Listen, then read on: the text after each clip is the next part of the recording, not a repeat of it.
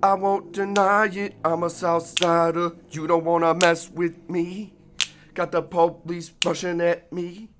But I'm calm cause I'm smoking that CBD. Said I won't deny it, I'm a Southsider. You don't wanna mess with me.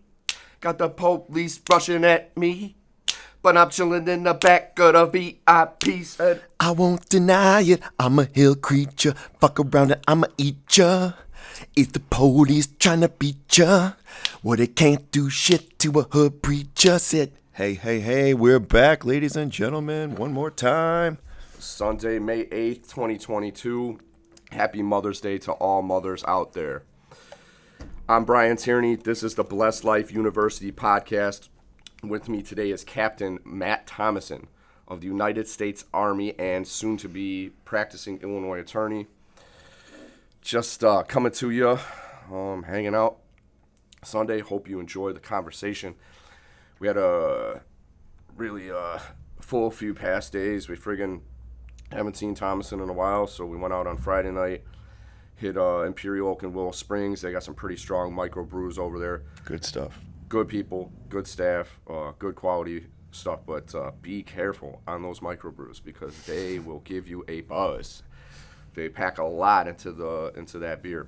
I don't even remember what I had, but it was like 11.5% alcohol. It was like some kind of wine derivation, but man, it did the trick. You know, get one of those, just in a little sifter even, you get good and well buzzed. Yeah, you're talking kind of like barrel stout, bourbon, beer, wine. Yeah, it was something different, but old girl didn't like it. But I'm like, hey, you know what? More for me, so that's fine. I'll drink it all. Nice time. They got the little fireplaces set up out there, and you can hang out outside. And even when it's been cold, which it has been here, barely had a spring. And it dipped out of friggin' Imperial Oak, went over to Studio 63. Shout out to Louis Diala, brought us in. Fucking treated us like family right away. Yep. Lined up a couple of shots for us and friggin' got our dance on the dance floor and friggin' exercised some demons, son. That's always a good time at 63, man. Luis runs a tight joint, no doubt. Another place with great staff, great people. And George Absolutely. is waiting at the door to bust somebody up if they get wrong.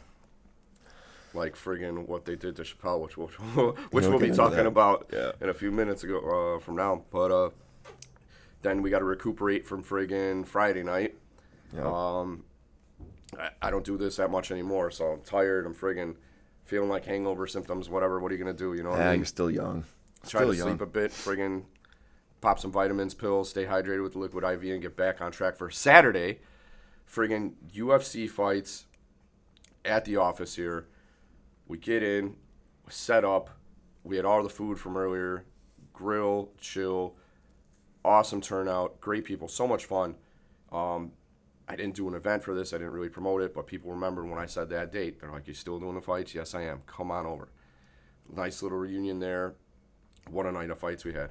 So it was great having all those people over, so I didn't really keep track of the undercard fights as much, or the early prelims and main events. Yeah.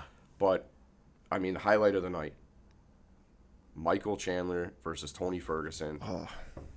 Two guys around the same age, somewhat similar amount of fights. And these are like the number 7 and the number 5 guys, I think, going in this fight. Yeah. So, I think it was second round, the front kick knockout comes. Yep. 17 seconds and then second round, looks like. Yeah. Fight starts off round 1. You got friggin' some interesting scrambles there. I don't know if Chandler gets hurt on the feet where he got hit in the eye or what, and his eye starts swelling, a little bit of a cut. He was saying he was actually seeing double from like this one, that post-fight interview where he's like, hey, don't tell like the commissioner or whatever, but he's just kind of kidding. But that was like, I mean, that speaks to just how dangerous Ferguson is. Like, I mean, even though he lost a fight, it's one of those things where anything could happen, and that guy is just like, he's a madman. He's a true mad lad. Like he's always going to be trying to, even when he's on his back, he's still throwing those like upward elbows, trying to smash Chandler with elbows, and those elbows are nasty. Like, and he's always trying to go on the offense. He's always like he can attack you from any angle, like any position, and but Chandler's just a beast who just powered through, soaked up the shots, found that opening because, like we discussed this earlier, you know, like Ferguson is, he's got holes in his game, like in terms of like defensively. Offensively, he's really dangerous. Like he's like this weird, like kind of like unorthodox style that to him that where he's always like throwing different shots, but from different angles and but defensively, like there's a like they were saying like they were training in Chandler's camp for that uppercut right up the center because he has kind of like that wide, kind of like a wide guard stance like with his hands, and so they're like, you know what, we're gonna take Main Street hopefully with the uppercut, and but he just used a foot instead and just kicked him in the face, the jaw actually. Yeah, some good scrambles in the first. Friggin' Chandler ended up top some good ground pound, but ended up bloody leaving that round. And then goes into the second. And what was the time again on the second? 17 seconds, round 2. Into the second round. Wow. Yeah. They get into the second round. They think, wow, this is already shaping up to be a war. And then you just have this clean front. Surprise! Because Ferguson keeps his arms wide or doesn't keep them up high enough. It's just right up the center. It was... I don't know if he's like one step slower than he used to be. Like with the old Ferguson, have gotten caught with that, but he didn't. Chandler threw it quick and clean, and just flush, man. It's like he never saw it coming. He was in the perfect spot. Ferguson's weight's down a little bit and leaning up and just frozen in place, trying to calculate where he's going to pivot to next, and just gets nailed with this foot, which it looked like it was the ball of his foot connected square with the jaw. Yeah. Immediate like shock, like fucking. This guy is out cold, loss of consciousness. Yeah, he's out on his feet and just crumpled. Yeah, and just crumples into this messy little stiff ball. Scary to watch because I remember when I saw Pacquiao get knocked out by Juan Manuel Marquez, he went limp like that too. And they literally had to roll Ferguson over onto his back, and he looked like post-mortem death when they woke his ass up. His soul left his body. Yeah, it kicked the soul right out of his fucking body. It's a shame too because, you know, we talked earlier about how much damage he took in that fight with Gaethje, where he's just like, we're like witnessing brain damage real time. He's just like getting shot after bomb straight to the dome, and by some miracle of just sheer fucking willpower, he's still standing. But like, you know, but you were saying like when you saw me, he was just like kind of like just like shuddering almost, like his brain was damaged. His body was trying to shut down, but his willpower was so fucking insane that he just like powered through it. But it's to the point of damage where, you know, it would be interesting to see like if we had like a simulator, you know, to try that kick on like a fresher fighter or whatever that hadn't been through so many wars, if it really would have snapped their lights off. Probably. I mean, it probably wouldn't have mattered. A kick like that, so precise. Probably wouldn't have mattered. So, yeah. I mean, I think the level of damage to each fighter is different because of what they've been through. Like a fresher fighter will bounce back probably, but it's hard to say because, you know, there's been fighters that'll get a bad knockout and just never come back good. They're never the same fighter afterward, and that might actually be Kobe Covington. I think he had a couple of nasty knockouts, and he hasn't quite been the same yet. But he also had COVID and all that stuff too. But to reel it back into Ferguson Chandler, incredible kick. You know, it was hard to tell if he was all right afterward. He did end up getting out and walking away on his own, but I'll tell you what, he seemed very subdued after that because they showed him kind of like hugging it out with Chandler before they raised his arm.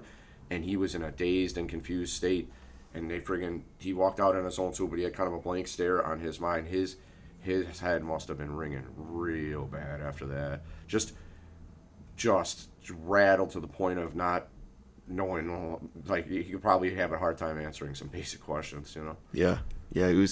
He got taken to the shadow realm, and he just was coming out of the shadow room, or what did Ollie describe it as, the room where lizards play saxophones, you know? Where you're getting like just the out of body experience. Play saxophones, the most trippy shit. Your brain damaged. Yeah, you have no idea what the fuck's going on. It's like it was similar to like I had a old buddy of mine in my old unit who he had a seizure during the PT test in the 2-mile run. That's scary. Yeah, fortunately the unit's full of medics, so the medics were on him like right away and made sure he was all right. But like when he was coming out, I didn't see him go down, but I came over there where people started gathering. Yeah.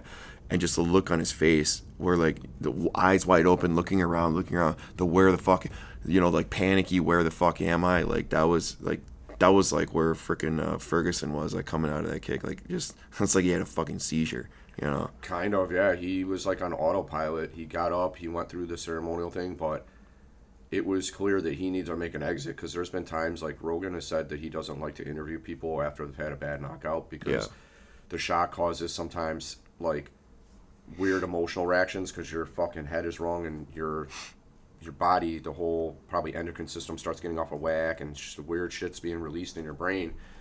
And he said that before he interviewed DC, and that was after the knockout when John Jones caught him with a knee to the head or whatever. It was like a flying knee or some kind of head kick, and took out DC. And he had a very emotional reaction. He was crying, like bawling, but I think it was just whatever was released into his brain was causing immediate sadness.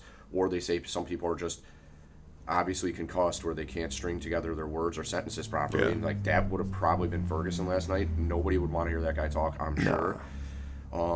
He walked out of the ring on his own volition, and he's kind of a weird guy. He's already kind of he strikes me as, like, having watched him before, very irritable. Like, I've seen him like slap people's hands off. Like, even before that fight last night, I think one of the guys was coming over and like rub his face down. He's like, just does this, swats the hand away, like some kind of like diva. Such a mad lad, dude. Yeah, just like slaps hand away. I don't want this shit. I'm like, I thought he might have started freaking out on everybody like that last night. He didn't. Chuck Liddell gave him a hug on the way out of the ring, kind of said some stuff to him. And I think what he was probably saying is, hey, I've been there before too, man. Like, I know this is terrible, but hang in there and stick with it. Because Chuck Liddell had some bad knockouts too. Like, that guy he fought like Tito Ortiz or something recently, got knocked out again really badly, and Dana White was like, I would never sanction that fight. I would never do any of that shit. They went and did it somewhere else. And then it turns out that friggin' Chuck Liddell got knocked out pretty badly again, I'm pretty sure. That was recent? I didn't know about within that. the last 2 years. Oh, no shit. I thought they'd hung it up, like, completely. Just him and Tito Ortiz is this, like, wow, kind of old school super fight that if it should have happened many, many years ago. But they sanctioned it in some kind of smaller league and just did it at God knows where they did it, some arena. That's again, houses. Yeah, again, that's the thing. Once you've been through so many wars, once you've been, like, I feel like each time you're knocked out, it lessens your future resistance to knockouts. It's like with my old first sergeant, I tell you about, like when you get in bar fights. He's like, I've been knocked out so many times. Like, as soon as I get tagged, I'm done. So like, whenever I get in a fight, I have to come in with everything. Like, just start raining blows at motherfucker. Hope I get the upper hand right quick, because if I don't, and he connects in my dome, like I'm gonna go to sleep. Like it is you don't get it back. Like, you don't get your resilience back. There's so many fucking, every time they fucking ring that head, ring that bell, like, that's your resilience is lessened. It's like it's muscle memory with the brain. It knows that when you're experiencing this type of trauma, it's not good for you to be on your feet anymore. Yeah, it's bad. So I think that's where Tony's headed right now, if he's not already there. I read the news and it said his CT was negative, which is probably a positive thing. But to say it's negative, like, I don't know. When you mean negative, you mean that, like, this guy's gonna be hurting really badly, but there's nothing, like, no real serious signs of permanent damage. That's good. Which is hard to believe. But to your point about the muscle memory of the knockouts, like, it's likely that he could come back and just never be the same. And just once he gets tagged on shin, he's going down again. Yep. And it might look easier. I mean, I wouldn't want to see another Chandler versus Ferguson fight, I don't think, or another Gaethje Ferguson. Like, that would be enough to fucking kill that poor man, probably. Seriously, or at least, I mean, just look at, like, Ali at the end of his career, his old age, like, with the damage he took from the wars he fought, where he's got, like, Parkinson's. There's, it definitely didn't help, right? All the fights he had, like, taking shots to the head, that definitely did not improve that condition. Like, there's no way. Would he have had it absent the fights? Maybe. Who knows? Maybe not. But it's got to play a role. Yeah, I think it does, and I think that they didn't know how to treat those head injuries back then. So, like, now they realize that after bad head trauma that you can have, like, hormone imbalances that lead to further damage or the inability of the brain to properly heal. So I think they know now that after traumatic head injury, you really got to keep an eye on how that body's functioning. How is the brain functioning after that? Are your hormone levels and your, like, vitamin levels and stuff all at good levels to support your body healing? and avoiding or maybe earlier onset of some of those diseases that progress easier because your body's not regulated properly. Yeah. No, it's I mean, back in the day, there was just like, it's like suck it up, buttercup. Like they didn't know, so it's just like they didn't know. I wonder if they even like they had no idea what scans and tests they would even do. Like I think it was probably like, okay, you were knocked out pretty bad, son, but you're feeling all right now, right? Wow, my head's hurting like a motherfucker, and I don't. Can you stand? Yeah. Can you work? Can you do it, Sonny? Can you? Huh. Well, the doctors at the initial thing are probably all right. Well, sleep here overnight, and then we're gonna send you home in the morning, and you'll be all good as new. I'll be tip top. Yeah. Like you're back awake now. Now we know that you're all right. Like they didn't look any further than that. It's like now with everything they know, they're like, yeah, you're gonna have to have a lot of testing done to make sure you're healed properly.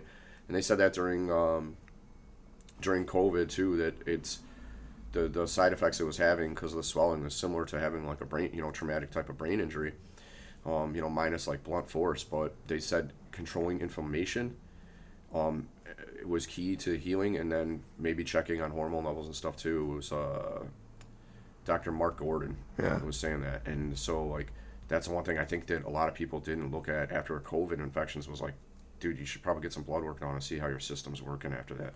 Wasn't that what caused the loss of smell? Was the brain swelling in that portion of the brain or whatever, or inflammation, really? Yeah, slight inflammation that nuked your smell sense.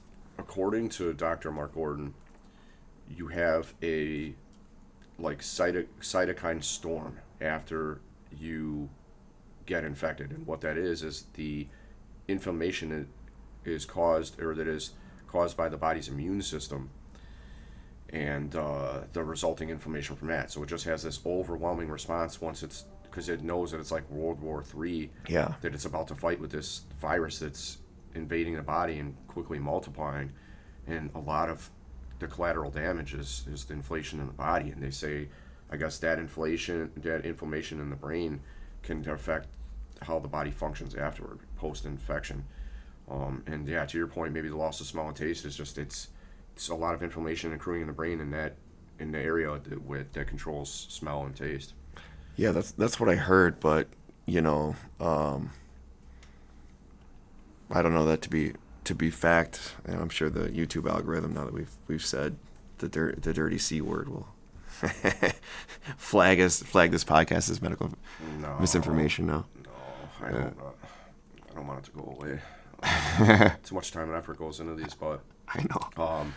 But yeah, no. I mean, I think controlling inflation in general is better. I mean, if you can control that, it helps the way how your body feels and how quickly you heal. So, that was the friggin' Ferguson Chandler fight. Incredible fucking knockout by head kick.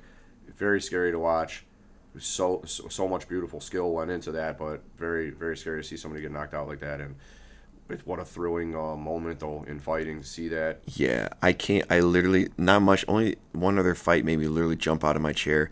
That was when McGregor knocked out Aldo. We were in Tilted Kilt back in law school. And I came out of my seat. And I came out of my seat when Chandler KO'd Ferguson. It was just so unexpected. It's like I never saw that come. No one saw that one coming. And I'm like, just levitated. Like, oh my God, I can't believe this. So all the stars in a line for a perfect pick. Yeah. It was clean, flush, out. The guy deserved a victory like that, a clean victory to prove his spot in the top 5 guys. There's no doubt about him. Guy's explosive. He's entertaining. Great personality. Seems like a good family man and probably does good outside of the ring as well. But yeah, incredible. The one that you mentioned, McGregor, Aldo, back in law school. I remember there was a Brazilian couple sitting across. That was a bad day for them. Us. Yeah. And they had their Brazilian shirts on and the flag and all that, and just 14, 15 seconds, and he just goes down just like a ton of bricks. Oh my God! Like a mudslide. This guy's just like whoop, out. It was truly. Yeah, it was truly right. And then he just gave him like a couple good raps, a couple hammer fists to the face, just a couple for good measure. Hammer fist. So bad. You don't want none of these, Aldo. Dude, and Aldo was just like he was just a broken man after that, and he came back and he's fighting again now, isn't he? Like he is. Made a comeback. He's fighting at 135 pounds. Yeah. So he went down in weight, and he actually looks good. I think. I think he's getting it back. if you're around, I believe he's getting a title shot coming up soon. I think he's going to be facing Aljamain Sterling, and I guess it will remain to be seen because he did have a loss or something, maybe one or two when he's down at 135. But they say he looks good, and he's ready for a title shot, and I believe that's what's coming up. If not, it's going to be soon. But I think I said next one he's going to get a title shot. Cool. But he's another guy. Wasn't quite the same after the knockout, but yeah, that was a friggin' clean one, man. When that shit happened. Yeah, it was so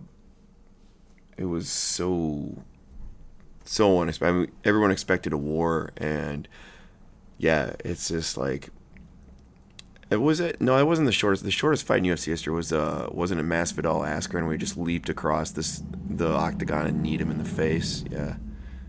I think that was the shortest. Yeah, but McGregor's close. It's like top 3 seconds. Yeah, he at the time he was, and not only that knockout, people I don't think mentioned the knockout of Eddie Alvarez in that ending sequence, because if we want to talk about like Chandler threw the perfect kick and it was probably just the cleanest front kick knockout that you'll ever see. I mean, it's a perfect example of that.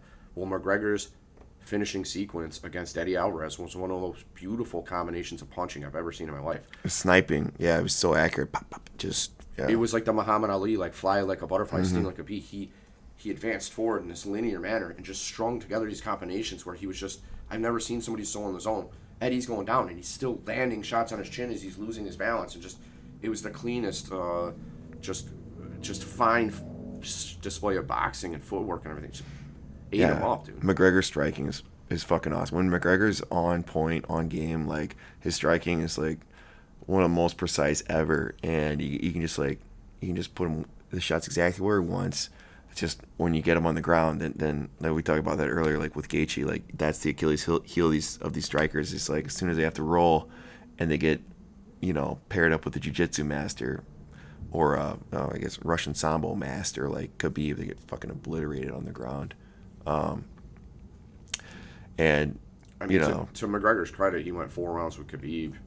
Didn't get submitted until the 4th. I mean, most guys went down earlier than that, Yeah. Khabib and Gaethje, or Poirier and Gaethje. I do say though Khabib is a little different because Khabib like makes his opponents suffer. Like he basically just holds them down, does what he wants to him, ground and pounds them, as opposed to like an Oliveira who's just like a boa constrictor going instantly for the kill, But Khabib is like, I'm going to like pummel you into a pulp, and then maybe if I feel like it later, I'll submit you. That's like more. So he takes his time. It's like a cat playing with his food, kind of. That's what I was gonna say. Yeah. I tend to agree with that. He does like to get in that ground and pound where you're basically broken. That even if you get back up or it goes into the next round, like you're not gonna want to do this much longer. No. Like, I'm gonna break you. That's a breaking that he gives. He breaks people definitely. What was that, Barboza? Like he broke. Barboza just threw him around like a rag doll. He seemed like his will had been taken away from him, and it was Khabib's will that was imposed. Like the man, and then another one was when Poirier got choked out. It was like the soul was leaving their body, like you said with that head kick from last night. Like they were drained of their life force to like continue on. They had submitted to the fact, I think, in their mind that this was inevitable, what was happening, and there was nothing he could really do about it. This is like gravity, That's a powerful fighter. Like there's a man with the kind of force that can give you, get you to give up the will to live. Like you're submitting to the fact that this could be death here, or that that you're going out, and that's a scary thing because we're dealing with fighters. These people are the types that never give up, and to see them do that, like where you just like even Gaethje last night, like the both times Gaethje had been choked out with Khabib and with Oliveira, his eyes were like rolling into the back of his head, like he's going into the never realm, like. The eyes are going up. He's not. You can see the loss of consciousness taking place, and that's blackout time. Yeah. That's what they do to you. Holy shit! I've never been submitted. I remember one time I got thrown out of a bar after a fight, and the guy fucking choked me really good that night. The bouncer was dragging me out, and like freaking was choking me like real hard, and I came close to losing it then. Luckily, the guy let me go after a while, but I wrote it out because he had me in a rear naked choke the entire time he was leading me out of the bar. Like, so we'd take multiple steps, and then we got out into the alley, and he brought me like halfway down, and finally let me go. I was so close to being out. Shit. And it happened quick because we weren't. This wasn't like la-di-da walk in the park. Like this was like you're coming with me, I'm dragging you almost. Like, but I was walking with him to keep up pace, and not fun. And I didn't go out, but I just do some fucking real good yoga breaths when I was done with that show. Not fun. But I've never been other than that. Like I've never been close to it. And I don't like that. I'd probably prefer to strike it out. But if you ask me, what I in terms of fighting style, I'd prefer to strike it out. But I think I'd rather be choked out than knocked out. Like you just see these videos. Like if what happened to Ferguson yesterday happened out on the concrete or in the street on blacktop, ooh, that wouldn't be too forgiving. Because you smoke your dome, you know, crack your fucking melon open, and there's a whole host of other shit that can happen to you. On top of on the your way down. blunt force trauma you sustained to your head from the punch itself, now gravity steps in, it takes all your weight, cracks your melon off the ground. People die in those fights. Yeah, and that's it just like slipping and falling, you know, hard surface is bad news bears. Like just the stuff Joe T sees, like that comes across the hospital. It comes in ER there. It's just like, it's just slip and fall cases. People just slip, trip, crack their melon, you know, and there's brain jam. I've seen like the CT scan she shows me of like the brain, this post, you know, fall of like just where the brain bleeds are, you know, and it's like sometimes, I mean, there's only so much they can do for that. If it's a bad bleed, they have to basically like, you know, crack your dome open and like let the pressure out so that there's not enough, like too much brain swelling. But some of it, you know, there's just nothing they can do, you know, about it. And it's like you just kind of like wait for the body to heal. And it's just like, yeah, I definitely would rather be choked out than have to smoke my brain on a hard surface after getting knocked out, for sure. So for sure, man. Ain't nobody got time for that. Some people die in those, man. There was a real famous case here. It was one of the Daley family members. I think it was, so we had former Mayor Daley Jr., and it was like his like nephew or cousin right down on Russian Division where we used to drink during law school. Yeah. And coming out of one of those bars and fucking cracked the guy. The guy went down and busted his head and he fucking died. I think he had a wrongful death on the civil level, and I think there might have been criminal charges that resulted from that. The fucking guy ended up dying. Yeah, it's fucking crazy. So yeah, that's why. And I'm sure if you look on YouTube or whatever, you'll see a million fights out in the street where somebody gets punched or whatever and gets knocked out and ends up cracking their head really badly. Yeah, it's not good, man. Just getting those situations, like, and I think for the most part, like, we've been pretty good about that, going out and about. Like, we really don't start stuff or, you know, instigate, or and we avoid that bullshit. Yeah. So, because it's just not, like, most of the time it's just not worth getting involved, like in some like drunk pissing contest. Like, but some people, like, they get like they double down on that stuff, and it's like, you know, when keeping it real goes wrong, like like that Chappelle skit, you don't want to keep it too real, like, because I mean, people won't always react like the way they think. Well, they might crack you across the head with a bottle. They might have their boys with them. They may, you know, do God knows what, crack you with a brick. Like, it's just sometimes you're dealing with old bouncers. Yeah. And they can't really save you or help you. So they're just like, well, let them sort it out for a bit, and then once one of them's got the better of it, we'll break it up at that time. So you can't necessarily even depend on them to save you. No, it's not a sure thing. No. So that's why it's very, very important to fucking pick your battles wisely and try to avoid trouble in public, especially when you get old, like me. You want to be out there fighting in public? What, are you out of your mind? Yeah. But yeah, man, friggin' second to last fight, the co-headlining event, Rose Namajunes and Carla Esparza. The fight, wow, I guess thank you for helping us pass 25 minutes. This fight has driven me to drinking right now. That's the kind of fight that was. I have to help drown my sorrow from that, you know, wasted 25 minutes of my life. So yeah, that was, I mean, for a championship bout, that was just sad, you know. And, you know, the best part was hearing Rogan and DC's commentary, like you said, where they're just like, this is terrible. Like, oh my God, there's nothing going on. They're like, come on, do something. Everybody knew. I'm literally going to go back to watch the fight just to talk again, because it was interesting how creative they got with saying that it was ridiculous and unwatchable for like 25 minutes. They kept on pointing out how bad it was. Very surprising. we talked about this earlier. It's rare that you get a fight where two people are either like so not afraid of each other, but afraid of each other, I guess, for lack of better words, that they don't want to open up. And so in Derek Lewis and Gano, you just saw that both of them knew that they have lightning in their hands, and neither one wanted to really unload to avoid them getting knocked out or whatever, or getting countered. And then we saw last night, similarly with friggin' Rose and Carla Esparza, that Rose was concerned about a takedown from Esparza, so she was unwilling to throw a lot of kicks like she would against other opponents, or overcommit on strikes. She was timid. So concerned about the takedown, which Esparza got like 2 takedowns on her, and this is like the champ here, that should be ready for just about anything. I mean, I think when you get to championship level, you're usually not a one-trick pony because somebody will beat you, if you're only striking, like you say, as soon as a wrestling opponent comes in or a jiu-jitsu opponent. Yeah, but Rose can bang on the ground. It's not like she has no jiu-jitsu, But she prefers to be she prefers to be a striker. I get it, but it's not like she doesn't have jiu-jitsu. I understand though, Esparza's, that's her bread and butter. Like she's more of a ground fighter, but you gotta do something in a championship fight. Like you have to have some kind of decisive action going on there. You can't just shadow box. It was literally just them circling around, shadow boxing each other. So I mean, in my opinion, there was no winner to that fight. I know technically they said Esparza won. Whatever, who cares? They both lost that fight. Neither one of them they should deserve to win that. So yeah, that's my thoughts.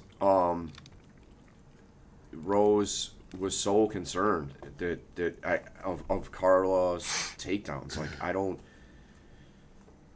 don't get how you could go for 4 or 5 rounds without putting a little more into it than that. Like you lost rounds on points. Had you just done something and connected with some of your strikes, or just get ready for the wrestling. Like what? You're not that confident at all in your wrestling ability that you wouldn't be willing to, you know what I mean? But I guess not, man. I mean, she like you said, they shadow boxed for 4 or 5 rounds. Barely any moments of excitement with the exception of the scrambles that resulted from the takedowns. And I don't know. What do they got to do? Start taking points away from them to get them to go? I think so, yeah.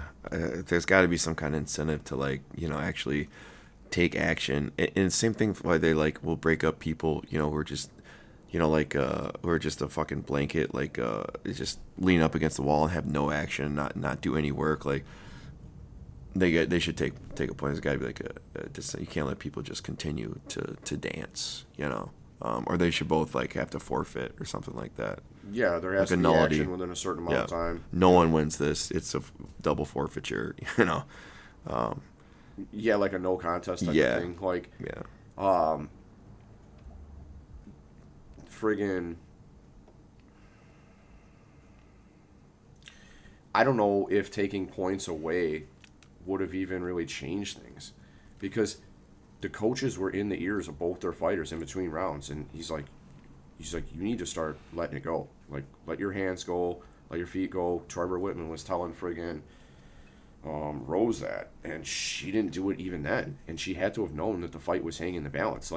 For somebody who performed so well against Weili Zhang and other opponents that showed this real will and heart of a champion. Right. It seemed like that was not there last night. It's like if you wanted it bad enough, you would have started, you'd make some opportunities or you'd make her take some chances too and see where it goes. But it was like the fear of losing overcame the desire to win. It did. Yep. It was weird. For somebody who showed such a champion's heart in other fights, it was like her opponents maybe bring out the best in her or something. Like she was ready for Weili Zhang. But last night, it's like you weren't motivated enough to kick this chick's ass, try to do a friggin' back-to-back Michael Chandler, throw a straight kick up the middle and knock this girl's head off. At least try something. I feel like she didn't even try, to get in there. She's got the reach advantage on Esparza.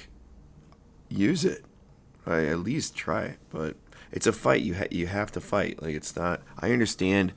playing it safe, some fighters have played it safe in some of these, to hold on to their titles, but you have to at least fight. You can't just shadow box for 5 rounds. So it's not. It was hard for seasoned professionals to watch that, right? With Rogan and DC on the commentary and John Anik, like they were having a hard time watching it. For me and you, it's like, okay, we get what they're doing here, but for casual fight fans or like some of the people who came here, they don't follow it like we do. They come to the events. But for them, it must have been really hard to watch. Like, I'm guessing everybody's sitting around on, like, Twitter or, like, fucking Snapchat or the Gram texting and shit. Because there was no action whatsoever. Yeah. Totally unanticipated. Really uneventful fight. Carlos Esparza walks away champion, and now Rose. It's like, whatever. Now you have to go back to the drawing board and realize that if you want the belt back, you have to work much harder for that and start fucking throwing some bombs on people and fuck them up. Yeah. Show them that why you're the champion. Yeah, like you can be cautious, but like at the end of the day, it is a fight, and there's always risk involved in a fight. I mean, if you want no risk of losing, well, then don't even walk in the octagon, right? Then don't even go to the fight if you're afraid of losing that much. You know, just don't show up. Let somebody else fight. You know, who's won? Because every time you step in the octagon, it's a dice roll. It's a gamble. And there's always going to be risk associated with it. Nothing is guaranteed in the fight game. Absolutely nothing. But what is guaranteed is that I must bond you. So I'm just going to pause. That's fine. Go ahead. Yeah. We'll get back at it in a minute. I'll probably do the same thing. Cool. So we left off the end of the Esparza Rose Namajunes fight, going into the main event of the evening. Justin Gaethje versus Charles Oliveira. We hoped for a war, but what we saw was more of the same from Charles Oliveira. Gets an opponent into a tight position and uses grappling and jiu-jitsu to submit him. First round, too. Yep. Which was, it seemed like it was, I felt like it was the second round because there's so much action in that first round. Same. Before it ended via submission. And I'd have to watch that finishing sequence again with the submission, but it looked like it was super smooth, man. Mm-hmm. Like sinking in like a bathtub, just whoop, sinks right into the submission. Yeah, it was almost like, yeah, no, it really was like just Oliveira's he's a boa constrictor on the ground. It's not a place you want to be with him. And he's so efficient. Like some people, like they take time, you know, to like find the right position to get the rear naked choke or whatever. But like Oliveira, it's like, you know, it's like the video is fast forwarded. Like if you just capitalize any mistake you make on the ground, any opening, like he can just like telepathically see his way through the holes in your game, exploit them, and get himself in down position, get that choke, get that armbar, get that whatever. Like it's pretty intense. So, you know, it was, again, like you said, we were hoping for a war, and it was war up until that point. Gaethje knocked him down 2-3 times, like really cracked him good, and then, but Oliveira responded. You know, he came back, knocked Gaethje down, and then was able to get him on the ground and get that submission. But that was one hell of a fight up to it. It was a crazy 3.5 minutes. So. Yeah, no doubt about it. You know, as you said, friggin' Gaethje did have his moments, man. A few knockdowns. It shows you that's a testament to how hard that guy hits. Because Chandler hits really hard. Yeah. And, you know, he almost knocked out Oliveira. But I felt like I was going to say that Chandler landed some of the same shots and Oliveira didn't go down like that. But I can't say that. I think in terms of striking power, Gaethje has this freakish you know, stopping power in his hands. Oh yeah. Because he's a very slim guy. Like Chandler, he seems very bulky. He's like just almost like he's juiced up, but he's not. You know, of course they test these athletes, but he's just like so just he's stout. Yeah, he's stout. Yeah. Just has a large upper body. Whereas Gaethje's just this like slim bean kind of a dude, right? Just slim and trim, and somehow still has this crazy power he generates in his kicks and his punches. But yeah, had some great moments. You know, a few knockdowns, very exciting of the possibility that he could have knocked out Oliveira. And then, you know, unfortunately, Gaethje's Achilles heel seems to be he gets to the ground. He gets, you know, out-grappled and people finish him with these jiu-jitsu moves and stuff like that. Yep. But, yeah, you know, much credit on Charles Oliveira, not only in his submissions, but also striking. I mean, in that Chandler fight, he was on the brink of knockout and got saved by the bell, because if that fight if this was earlier in the first round, or if that round went on a bit longer, I think Chandler would have to call it because he was wailing on his head. But Yeah. Bell saves him, gets to the second round. He doesn't seem like he has overwhelming like striking power. No, but it's his not punches are overwhelming. so crisp, Yeah. accurate, and smooth. Like he doesn't telegraph them, and they come out very fast. Clips fucking Chandler on the chin, and ends up knocking him out with these beautiful, precise punches. The accuracy of those was similar to McGregor's style accuracy. Just beautiful display of striking, even though he doesn't strike you as the type of person who has that knockout power. Or he's not known as like a Gaethje or somebody like that who just has this power to like they throw in an uppercut or something and you're out, you know. But Gaethje hits like a fucking lumberjack slapping a tree with a axe, dude, just so hard. So it wasn't Gaethje's night. We'll see. I mean, the question for him is, it appears that if you want to be champion, you're going to have to practice a lot of jiu-jitsu, grappling, and wrestling, man. Yeah.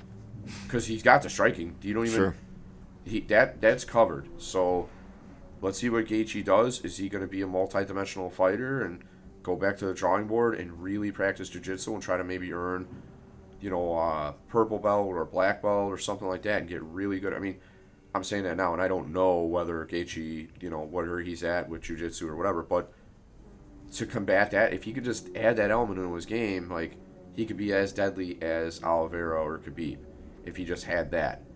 Yeah, that's his Achilles heel, man.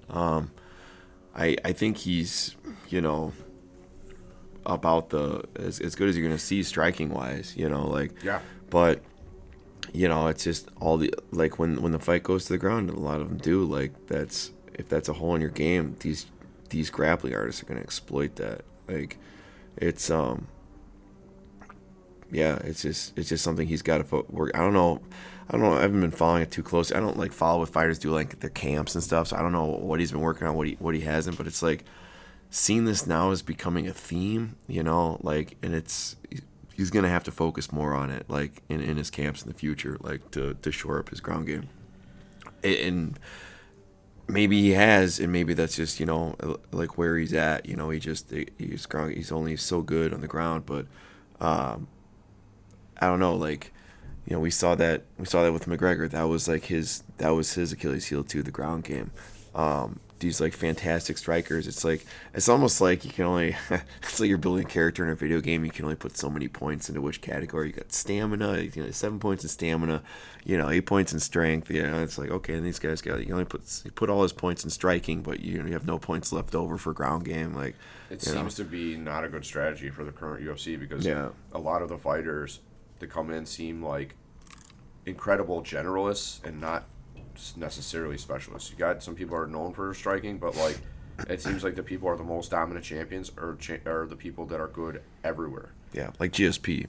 Or one weird kind of a little bit of a counterexample of that would be Stylebender Israel Adesanya, because what it is his striking is super accurate, really good fighter, but his takedown defense is super high, so that he doesn't have to worry about his grappling. Like, he's so good in a scramble that he's able to either hip out if he's already on the ground or like sprawl and not let him take him down and then go back to the striking.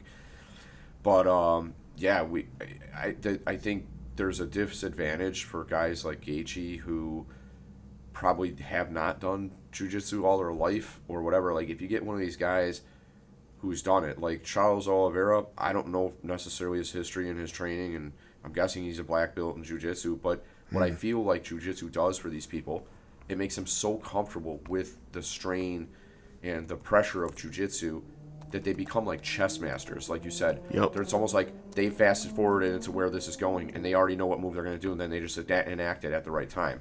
Like, with Oliveira, he seems like, all right, here's what I'm going to do. He's luring the fighter into these traps to just put him in the position he wants him in, and makes it a clean submission. It's a beautiful thing to watch. And it's also scary too, because it's like they have a crystal ball into how this is going to go down. Like, once they get you locked up, they just know. Especially for somebody who's experienced, I've seen really good people fend off a guy for 2-3 minutes at a time from getting submitted when they already got their back. Like, the other dude's got their back, and they're scrambling and trying to get a lock in, and They have something that they're doing, some kind of jiu-jitsu training about where they're going to lean their weight and try to, like, all that. So it seems like the fighters who don't have that go into panic mode and don't know what to do, and then once they're in panic mode, it's too late by that point. Yeah, because you're not thinking strategically when you're in panic mode. You're thinking survival, and it's not necessarily what you need, the best thing you can do in that situation. Like, that's why these guys that are so used to it, who do it so often, and don't have that panic response or whatever, like, they can. It's like why they basically like drown Navy SEALs, like, in their training. So they're used to functioning under like extreme, your body's trying to do one thing, but it's like you're used to your body's panic response, and you don't yourself panic like when your body's like struggling for oxygen or whatever. It's the same thing with like jiu-jitsu. I agree. That's well put. And I just look it up now. Like Oliveira, he's a third-degree black belt. Big surprise, So yeah, and that really looks like it. Yeah. So.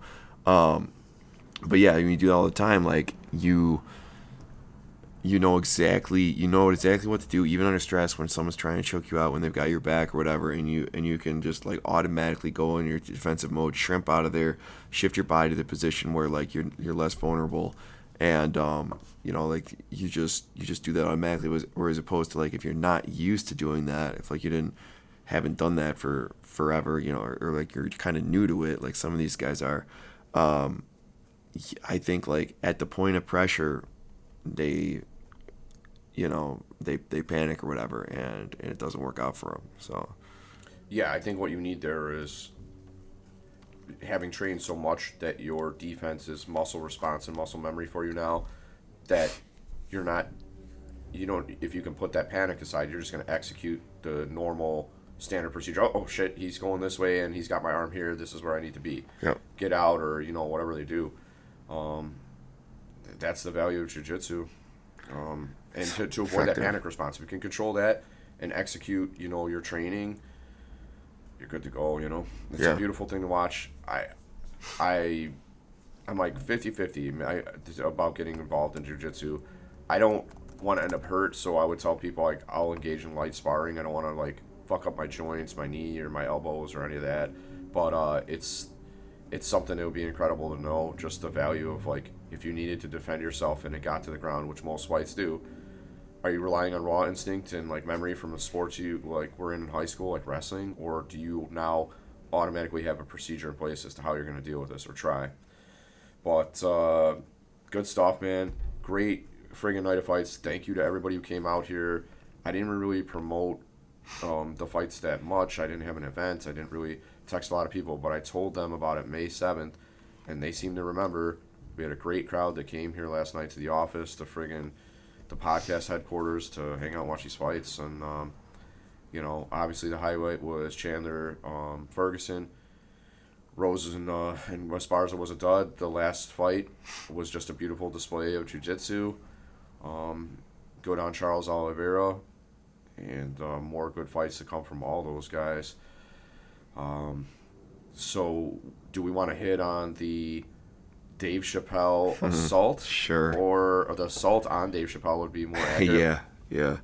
So that was an interesting one. I just watched the clips of it before we started here today, and I heard someone had tried to tackle Chappelle on stage, and I mean, it was quite an entertaining video to watch. This guy, he entered the stage, I want to say maybe like 15 to 20 feet away from Chappelle, got a good sprint, and went for the waist to tackle him, and he kind of propelled Chappelle back, and Chappelle was kind of side-pedaling, back-pedaling with him, and then the guy kept going further down on his legs and grabbed an ankle or a foot and was able to trip Chappelle.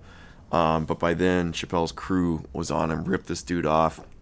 Chappelle got away, just put distance between himself and the attacker. And in the back, towards the back of the stage, you just see Chappelle's whole crew of I want to say 8 to 10 guys, just dancing on this motherfucker, just absolutely gang stomping the shit out of him.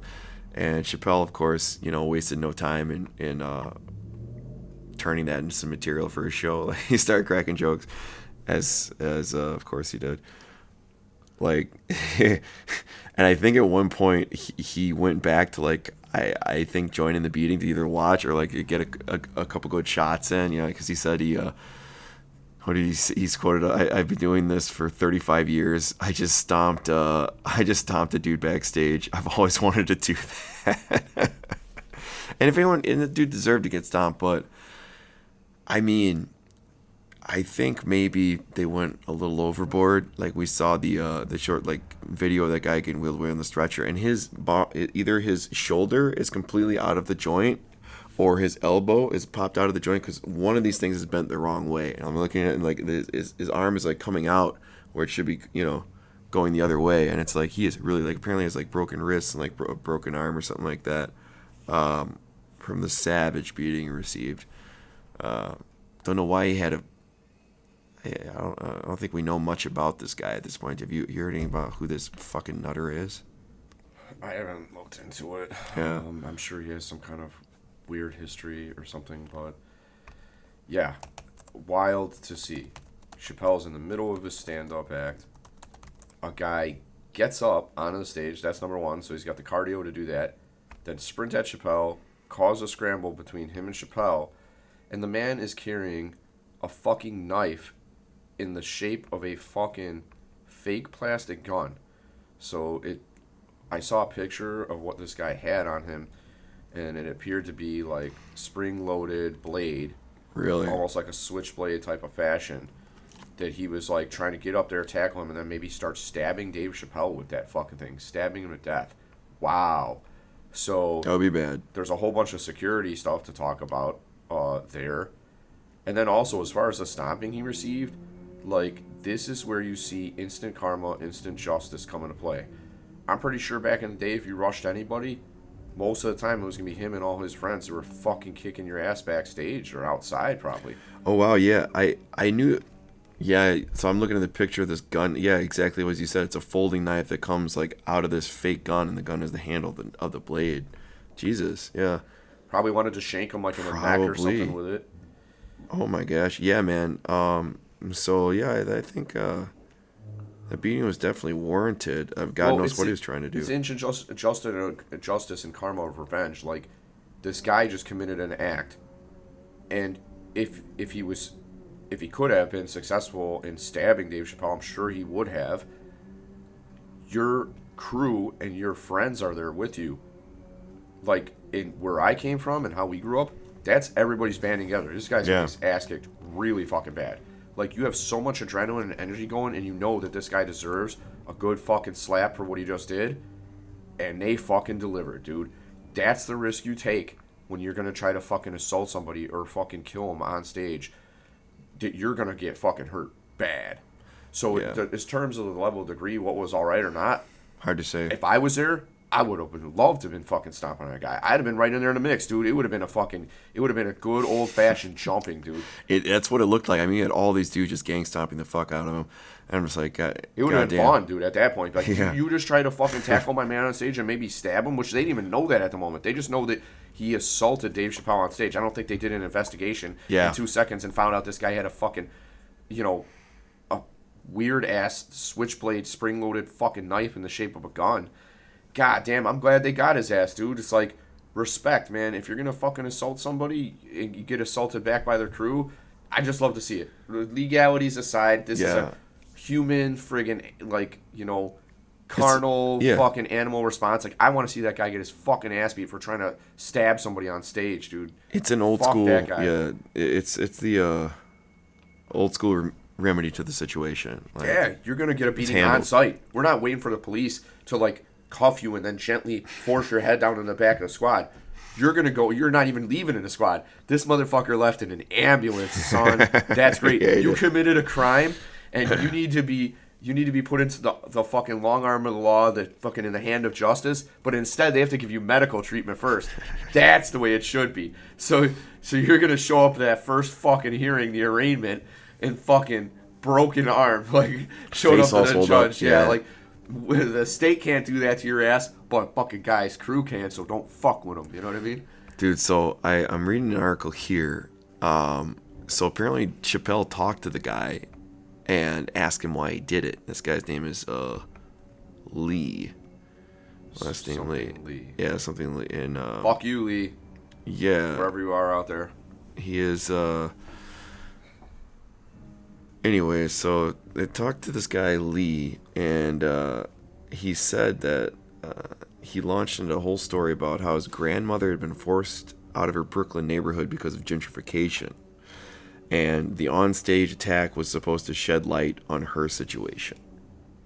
So that's a pretty roundabout way shit I've ever to heard go of. about making your cause known. And here we go. So Lee, 2 years ago, put out a rap song named after Chappelle, and it's saying that Chappelle thinks he's mentally ill. And Lee's older brother apparently in an interview said that he does in fact struggle with mental illness and takes meds. So doesn't surprise me at all. Why? Yeah, Because I don't makes think sense. a normal person would do this to shed light on some fucking cause for their gam. Yeah. Okay. And her grandmother is dead. His grandmother is dead. These anyways, responses are so disconnected logically. Like, here's this cause about something happened to my dead grandmother. I'm going to stab Dave Chappelle so I can just say that was my cause. That is the most insane fucking response. Yeah. Which would, you tell me those facts, and I'm thinking right away, this motherfucker's got a mental illness. This guy's he does. fucking insane. So yeah, he's been in and out of he lived in California for a time in LA. He's been in and out of LA homeless shelters for the past decade apparently. So this is a troubled person that is not right. He's not, troubled person. Not well. So all the security issues that are raised by this situation. How did this guy get in there? Because there were security protocols in place. Every person entering had to go through a metal detector, was subject to pat-downs. That's my understanding of the situation. What I've heard since, or what's being reported, is that this guy stuck over a fence or a barricade to get in there. So that means that the perimeter security is lax or non-existent. Then, the perimeter of the stage is, the security there is lax or just non-existent. To the point where this guy can get on stage, and the only justice that's going to be dealt out there, or separation between this comedian and his attacker, is his fucking crew that's going to beat the fucking shit out of this guy in the background. Little crazy, because security at concerts and events have been stepped up since the guitarist for a heavy metal group called Pantera, Dimebag Darrell, rest in peace, was fucking shot on stage in 2004 by a deranged, crazy ex-Marine who was obsessed with the band and got in through a side door. There was no security standing at the door that was on the side of the club where the stage was at so that equipment can be loaded in. This guy gets in with a fucking revolver or whatever and kills this guitarist in front of his brother, who's the drummer of the band. So security was really stepped up since then.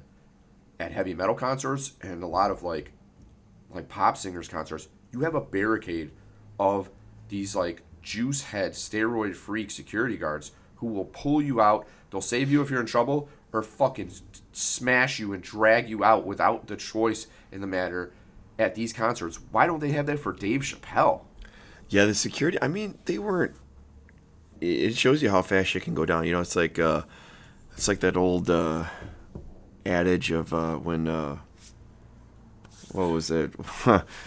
When seconds count, police are minutes away, you know, that type of thing, where it's just like when seconds count, bouncers are, 30 seconds away, and that can be too late. Had that guy had the weapon drawn and went in and started stabbing, I mean, Dave could have got really fucked up or killed because they weren't able to separate him like from the crowd. So, and like that video I showed you with Trump, that guy tried to rush the podium at the Trump rally or whatever, like that security was on it, like they never got to him, like so they had their shit together, they had like a little perimeter or whatever, they had him cordoned off, so that worked. But yeah, Dave's got like his team when he goes to an event like that is gonna have to kind of rethink what they're doing maybe after this. I don't know what they did or didn't do, but clearly it was dicey. It could have gone south. Yeah, if he had gotten a clean tackle on Chapelle and probably already had the plan about where that knife was going to come from out of his clothing or whatever, and start stabbing. Didn't appear to have it in his hands though when he appeared to be empty-handed. I think he wanted to execute the tackle first, and maybe had it in a hoodie pocket or something, or a side pocket where he's going to pull it. But if you even had planned to actually do that, he might not have. So he might just have had that on him. I don't know. Like me, like I almost always have a knife on me. You know what I mean? So it's like, I don't know, man. for right or No wrong, idea. I tend to assume the worst about motives when they do stuff like that. If this guy's crazy enough to rush at like a famous fucking comedian in front of the eyes of the world and all the people present, like he seems like the type of guy who's trying to make a statement, you know. Yeah. But you know, interesting stuff. So he gets apparently sneaks into the venue. So like that's a question number one is what are you guys doing to secure perimeters and outdoor venues? And then I feel like that scramble was long enough from the point of this guy getting on stage and going for a tackle that some security, like if there was perimeter security around stage, that they would have jumped up and then followed behind this guy, taking him from the back or whatever. I didn't see any of that. No, it was all delayed response. It was basically just his crew who were like backstage or whatever. Yeah, they came out. Coming out Dave's gets just assaulted, and they all start running out to the front and just pull this guy to the back. They give him a well-deserved beating. But then the other one is Will Smith and Chris Rock at the Oscars. So, like, I don't know how deep they go with the security. Like, hey, you know, like here's the list of planned events. So anything outside of that is not planned. No, it appeared to be no security at the perimeter stage, and I understand. My understanding is that actors and actresses and their guests are all screened heavily on the way through with metal detectors, despite the fact that they're like a trusted party. Like these people are coming there as trusted travelers, as they would say in the military. Sure. Like you can come on in, we know who you are. Your TSA pre-check. Yeah, kind of. They get in, but they still go through those same protocols. But then to not have security at the perimeter or backstage to come out front. Because it could be something as you know crazy as like a Kanye West Taylor Swift incident where he goes up there and takes the mic away, or it could be Will Smith slapping another motherfucker in the face. Like if you want to prevent that from happening, you've got to have people around the front of the stage, and then also people from the backstage are ready to storm out too and fucking pull people apart. Yeah, that Will Smith one, it was actually kind of funny because Chris Rock commented on that on that situation. He said Chapelle, at least you got smacked by someone. Oh yeah. So what did he say? Chapelle said, "At least you got smacked by someone of repute," you know, in reference to Will Smith. And then Chris Rock is like, "I got smacked by the softest dude that ever rapped." Yeah, I heard that quote too. Yeah, I got slapped by the softest dude that ever rapped. Yeah. He is, and Will Smith is the most whack ass rapper to ever live, probably. I mean, it's close. I He's like at least top 5 of his songs, you know. Top 5 wackest rappers. Yeah. I mean, he didn't go hard in the paint. He wasn't a gangster rapper, but I remember "Summertime" was a fucking jam where he painted a picture about like the summertime life, about like just came from the car wash, just came from the mall, got your fresh fucking kicks and clothes, and just fucking windows down, the honeys at the barbecue. Like he painted that. I think is my favorite song by him of all time, and painted such a beautiful picture of fucking summertime barbecues and grills and just enjoying what you have at your hands, you know, in front of you to fucking enjoy a good life, which, as you know, I love. We were out there grilling, chilling last night. This is simple. We have a fight. We have friends. We got good drinks, good food, and those are the ingredients you need, and it all fucking goes good from there. So I like that Will Smith song. Then he had, you know, Getting Jiggy with It or whatever. Like, yeah. It's like a light hit, you know what I mean? Like, I wouldn't get down to it necessarily, but it wasn't bad either.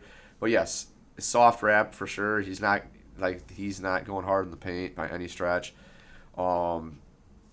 Interesting shit, man. No security there to stop that from happening. Like, let's play out the sequence. Will Smith gets out of his seat, walks up to the stage, slaps this man, stares at him for a second, turns around, and calmly walks back to his seat, and then sits down again. And nothing happened. Yeah. Movie star or not, there should be a protocol in place that, like, if a motherfucker comes out of the audience and fucking smashes somebody who's presenting, who's another celebrity, that person's going to be removed from there. The fucking Academy had no idea what to do or how to handle that. Everyone just froze. Because they had to friggin' find their little friggin' storyline after that was over. They had an interview with one of the guys who was responsible for the, you know, events, who worked with the Academy or whatever. And he says, well, you know, we talked to Chris Rock and he said he didn't want to press charges.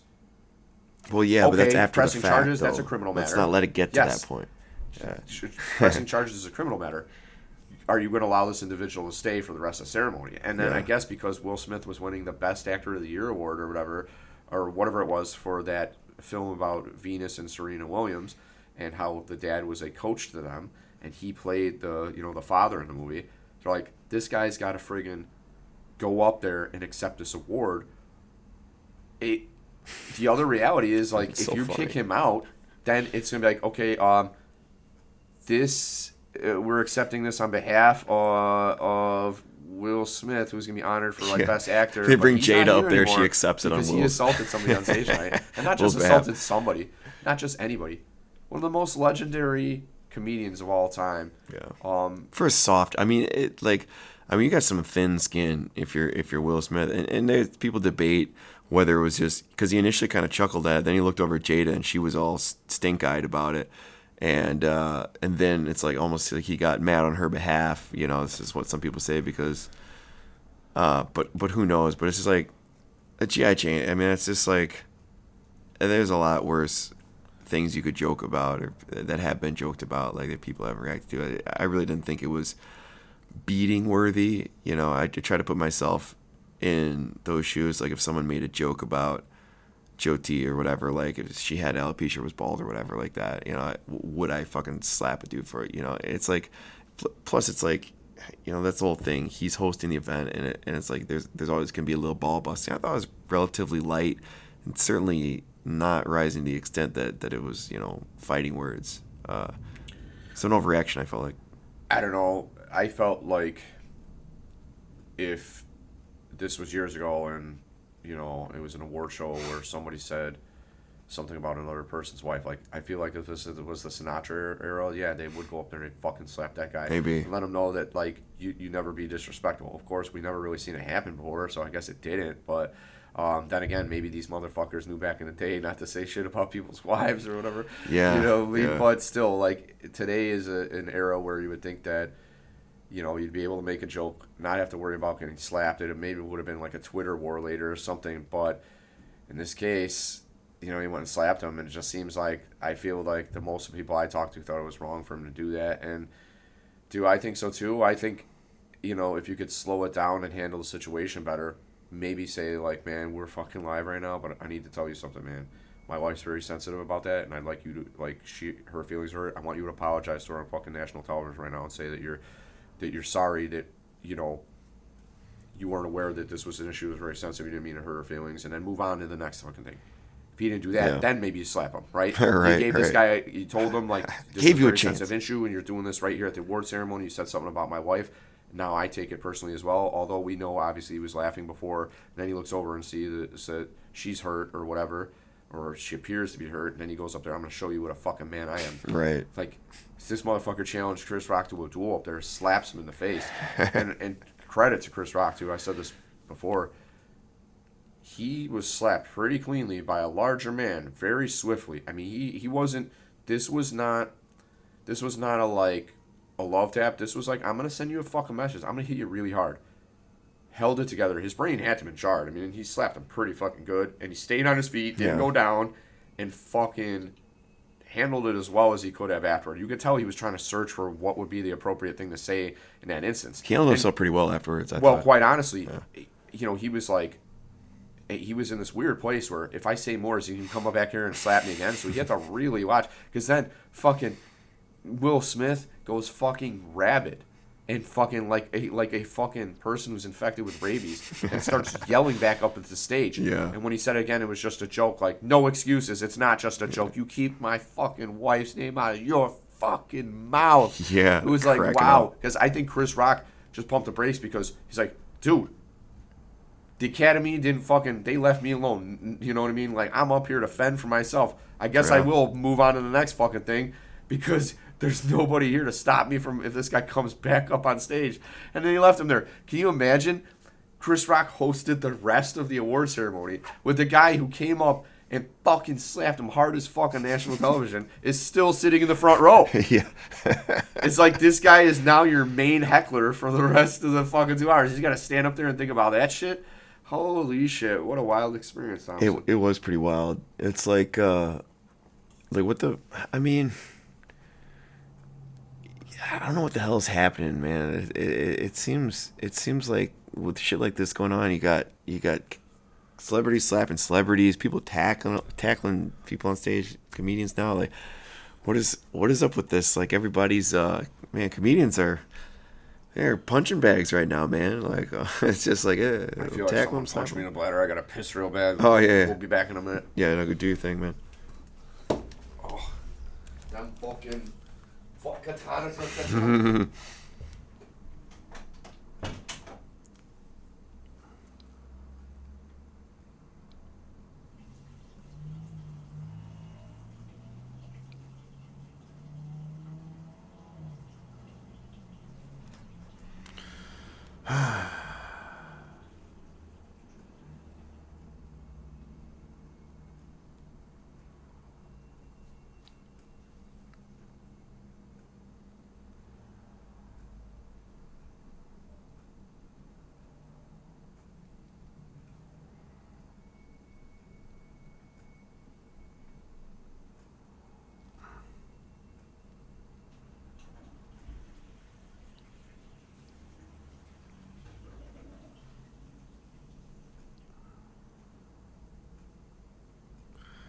Should work. Oh, we're back. We're back. We're back like the fucking McRib and a Big Mac. But yeah, man. You know, it's weird to have this happen with Will Smith because I always liked him growing up. I loved the Fresh Prince of Bel-Air. You know, he seems like a really cool dude and good person, good actor. So I hope that, you know, I mean, this I think was a big learning experience for him. He's, you know, been somewhat canceled, right, with the way everybody looks at this guy now, and that's the way the chips fell in place after. The majority opinion seems to be that, you know, he was in the wrong for what he did, and I guess, Yeah, you know what, I think he is. man, people do bad shit, and we talked about the rejection of cancel culture earlier. I believe in it too. You know, that doesn't make it right for people to do wrong things, but I believe that every individual has, you know, deserves a second chance, you know, as long as it's something that's not way completely over the line. This man assaulted Chris Rock, and I'm sure he really realizes that was the fucking wrong course of action now, and he's going to pay the consequences, man. He's already paid it in the court of public opinion, that he's not looked at favorably anymore, and that's something now that he has to earn that trust back. And, you know, I believe in people's, you know, almost as a matter of right, that they deserve a second chance. So, you know, let's see how what he does. He seems like the type of guy to me that'll, you know, make the most of it and try to build his name back up and, you know, learn and grow from the experience. But people do stupid shit, man. I'm sure both of us could sit here and just be the first ones to admit, like, boy, I've done some stupid shit in my day. Oh, yeah. Stuff that I'm embarrassed of. Stuff that, you know, that I don't even want to talk about just because I feel bad that it ever happened in the first place. But I'm glad that I've gotten second chances in my life. I'm sure you are too. Yeah, I don't believe in the whole it's almost a one strike you're out type of thing. Not nowadays. Cool. Stop doing that to your peers, kids. Yeah. It's like, then this is, you know, kind of how people earn a living. I don't believe they should be boxed out from earning a living from doing oopsie like that. Just, I mean, was he out of line? Yeah, probably, but should it be a career-ending fuck-up? I don't think so. No. Yeah, and you know what's interesting is that some people have bounced back really well after being canceled. One of them is comedian Louis C.K. Mm-hmm. So, he won, I think, a Grammy for, like, Best Comedy Album of the Year award after this stuff happened. So, just a quick recap for everybody out there. Louis C.K. was canceled after people came forward stating that he would like to jerk off in front of them, but had asked for permission first. Apparently he did, and they said sure or something like that, and they thought they weren't sure he'd actually do it. They're like, oh, okay, you know. So yeah, technically he did ask for permission, and I guess technically they said it was all right, but I think maybe they thought he was only kidding or so. I forget the details. It was a while back, but yeah. Yeah, I don't know for sure, but like, if I'm going to take the hypothetical reasonable person and insert that situation. All right, I'm hanging out with a fucking dirty, savage comedian. We're back at his hotel room. It's like, and I'm not just reciting facts. I'm just making a scenario. Right. It's 2, 3 in the morning, and this guy's asking you after a night of fucking some drinks, maybe some drugs, you know what, hey, I want to jerk off in front of you. Is that all right? And then they say yes. If somebody asks me a question in a hotel room or some private place after a fucking, a comedy show or, whatever was involved, drugs and alcohol, they ask me if they can jerk off in front of me, I'm going to think that motherfucker's serious, most likely. Right. And then when they start doing it, it's like, did this guy stand in the way of the door too? He just thought like, I don't like this, but I'm going to sit here and watch. Right, and then I'm going to announce it later. That's what I don't get about, like, if they didn't want no part in it, why don't you just get up and go? Like you said, unless he was standing at the door. That's what, like I said, I don't remember the exact details of the incident, but, like, if it was that fucked up, like, why did you stick around for that?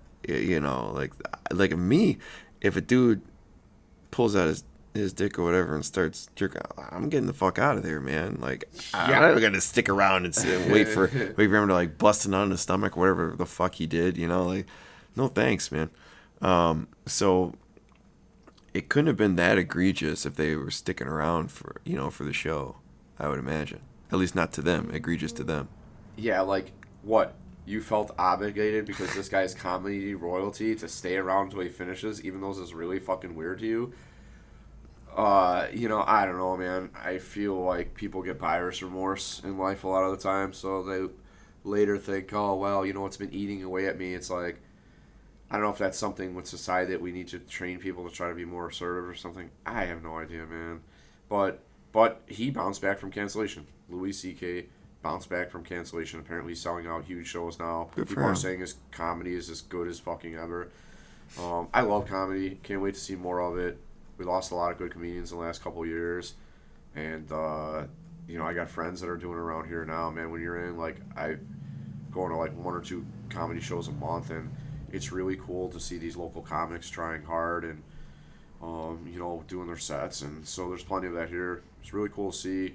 Really cool to see that we have a bright future ahead with young comics out there. You said you saw Tim Dillon here. Oh, that was great. He killed it. Yeah. Such a beautiful personality this guy has. He's hysterically funny. Yeah. His ability to go in extreme directions and keep on hammering more points and more and more and more. It's fucking incredible. He'll just say the most outrageous shit, but it'll have like an aspect that you connect with or that like actually makes sense. But like you said, he just takes it to the most like insane extreme. It's like he'll latch on to something that like that's actually makes sense what he's saying, but he just takes the most egregious example or whatever that's so over the fucking top. It makes it hilarious because there's like this link between is actually like there's a point he's got. I'm like, oh shit, he's got a point, but he just rides that point like to the horizon, Yeah, he does, and one of his greatest qualities is playing angel and devil's advocate at the same time, and doing it without telling you he's doing it, so that you can follow the logic and the reason of both sides of a position. And he just, like you said, it's almost like he's riffing, but he's probably meticulously thought of every point he wants to make during his stand-up. It's a shame I missed him, man. I would have been there if it wasn't for me being out of town, because that was definitely a show that was on my radar. So yeah, great stuff. I plan on going to the Offspring concerts here at the Aragon Ballroom in Chicago on May 21st, but with all the shit I got going on in my personal life, I haven't bought tickets yet, and I don't know if I'll be able to make it, but I was planning on it. So that'll be, I think, Saturday, May 21st. Incredible band. They got a couple good openers coming with them as well. Then the last topic I think we're going to friggin' touch on was the leaked Supreme Court opinion perhaps overturning Roe versus Wade, and not, apparently, according to the news reporting on the actual opinion, not a criminalization of abortion, but rather leaving the decision up to the states whether they are going to allow abortion to be legal in the individual states, and kind of leaving up to the legislatures of these states and to the voters who elect them. And what we see now is that there's many states in the South and even in the North that have trigger laws that say that if this is overruled, that then automatically, upon an overruling of Roe v. Wade, abortion is illegal Comes or into outlawed effect. in this state.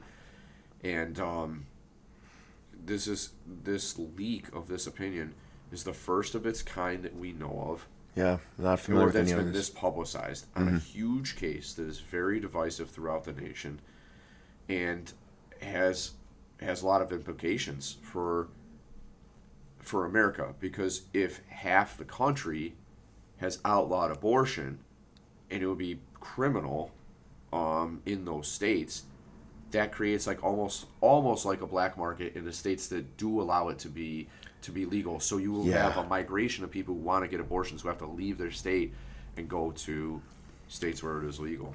What a crazy thing, man. It's nuts. I mean, I understand. So that was apparently a leaked initial draft majority opinion penned by Alito. And so they're prepared to overturn Roe and Casey is what it looks like. But again, a draft, not a final, not the actual official opinion. But but like they said, I guess that's where they're leaning. And I understand. I guess I understand where the court's coming from. I personally, there's like how I view this, in legal terms, and then there's how I view it, I guess functionally, rationally, and those two aren't exactly the same thing. Like, I understand the court, wanting this to go to the states.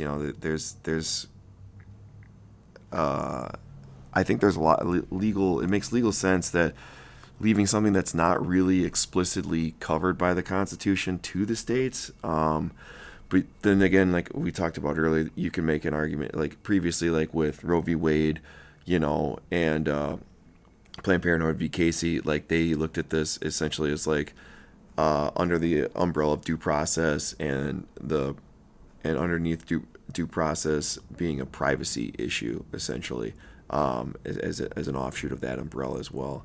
So I get what they're saying, that reproductive rights are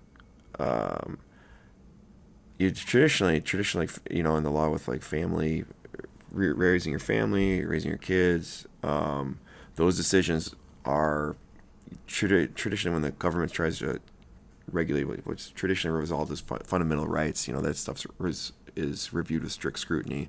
For those people that don't know, that strict scrutiny is a constitutional standard of review for a law that's passed, where it's the hardest burden to overcome, it's the hardest hurdle, and usually the government loses strict scrutiny review case. Meaning usually, that a law is either constitutional or unconstitutional, Yes. or in general terms legal in America, based on whether it is past that standard of strict scrutiny under the Constitution.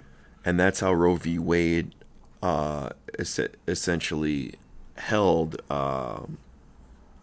They applied the strict scrutiny standard to government regulations that limited women's reproductive rights, and they were basically they structured their view with a trimester into trimesters, and they it was essentially like, I don't know what they held. Abortion Like is legal in the first trimester, and, then and maybe the second, but not the third. yeah, pretty And that'd much, be more or what they less. call like a late term abortion. Yeah, and that's how they slapped strict scrutiny standard review on that.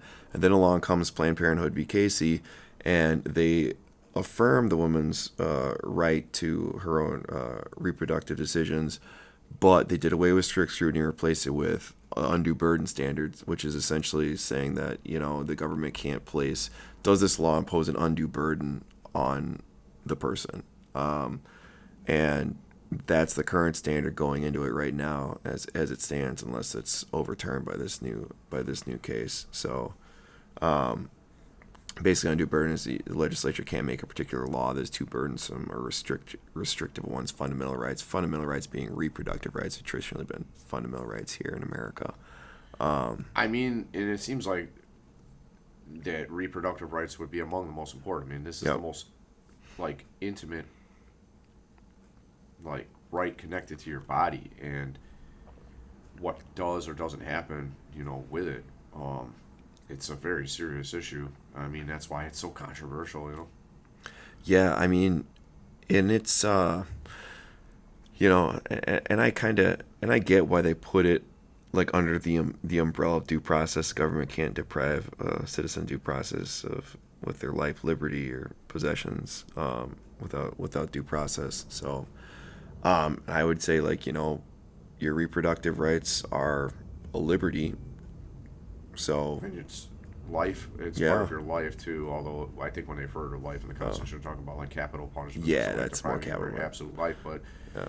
um, I would fall that under liberty umbrella, and they're structured as a privacy offshoot of due process because, essentially, I guess they're essentially trying to make the argument that like this is private business, whether or not to have a kid, what you want to do with a kid, that's that person's own private decision that they need that they're to make, and that the government should have no visibility or say in that, really. Like that's like should be within the household between a person and their doctor, and the government should not intrude on persons or essentially reproductive privacy. So and I get what they were saying, but I don't know. I think we both agree on this. Like, going forward, it's a tough call. It's a hugely polarizing issue, but Congress they need to fucking legislate this. They need to put it into black letter law. Like, they cannot leave this to the court, because the opponents of Roe v. Wade say this is judicial constructionism. You know, and I get what they're saying. Maybe kind of traditionally the Constitution creating a doesn't right speak of it. where Yeah, there wasn't one before. yeah, where the Constitution That's is what was essentially left for them to silent. do. Yeah, The yeah, Constitution was silent. The legislature was silent, and it became down to probably a decision call as to, are we going to give a right or take one away? And they decided more on the era of like more individual liberty of like, well, we'll leave it to the choice of the individual. yeah. And I agree with the reasoning. I think the court was pretty much right. You know, with the time, you know, back in Roe v. Wade, they did the trimester analysis. Then later in '92 in Planned Parenthood v. Casey, they went with viability was the standard. That's where the cutoff is at the point of viability. Whether the Yeah. fetus is viable to live at that time. Yeah. That but for having an abortion, if it wasn't for that abortion, this baby would live. Right. Yeah. And you know, I was talking with Joe T about this earlier, and for those of you who don't know, my girlfriend is Joe T. She's a doctor, neurosurgeon, and I was talking about, I'm like, what is the point of viability, really? And she's like, well, it depends on what you mean by viability.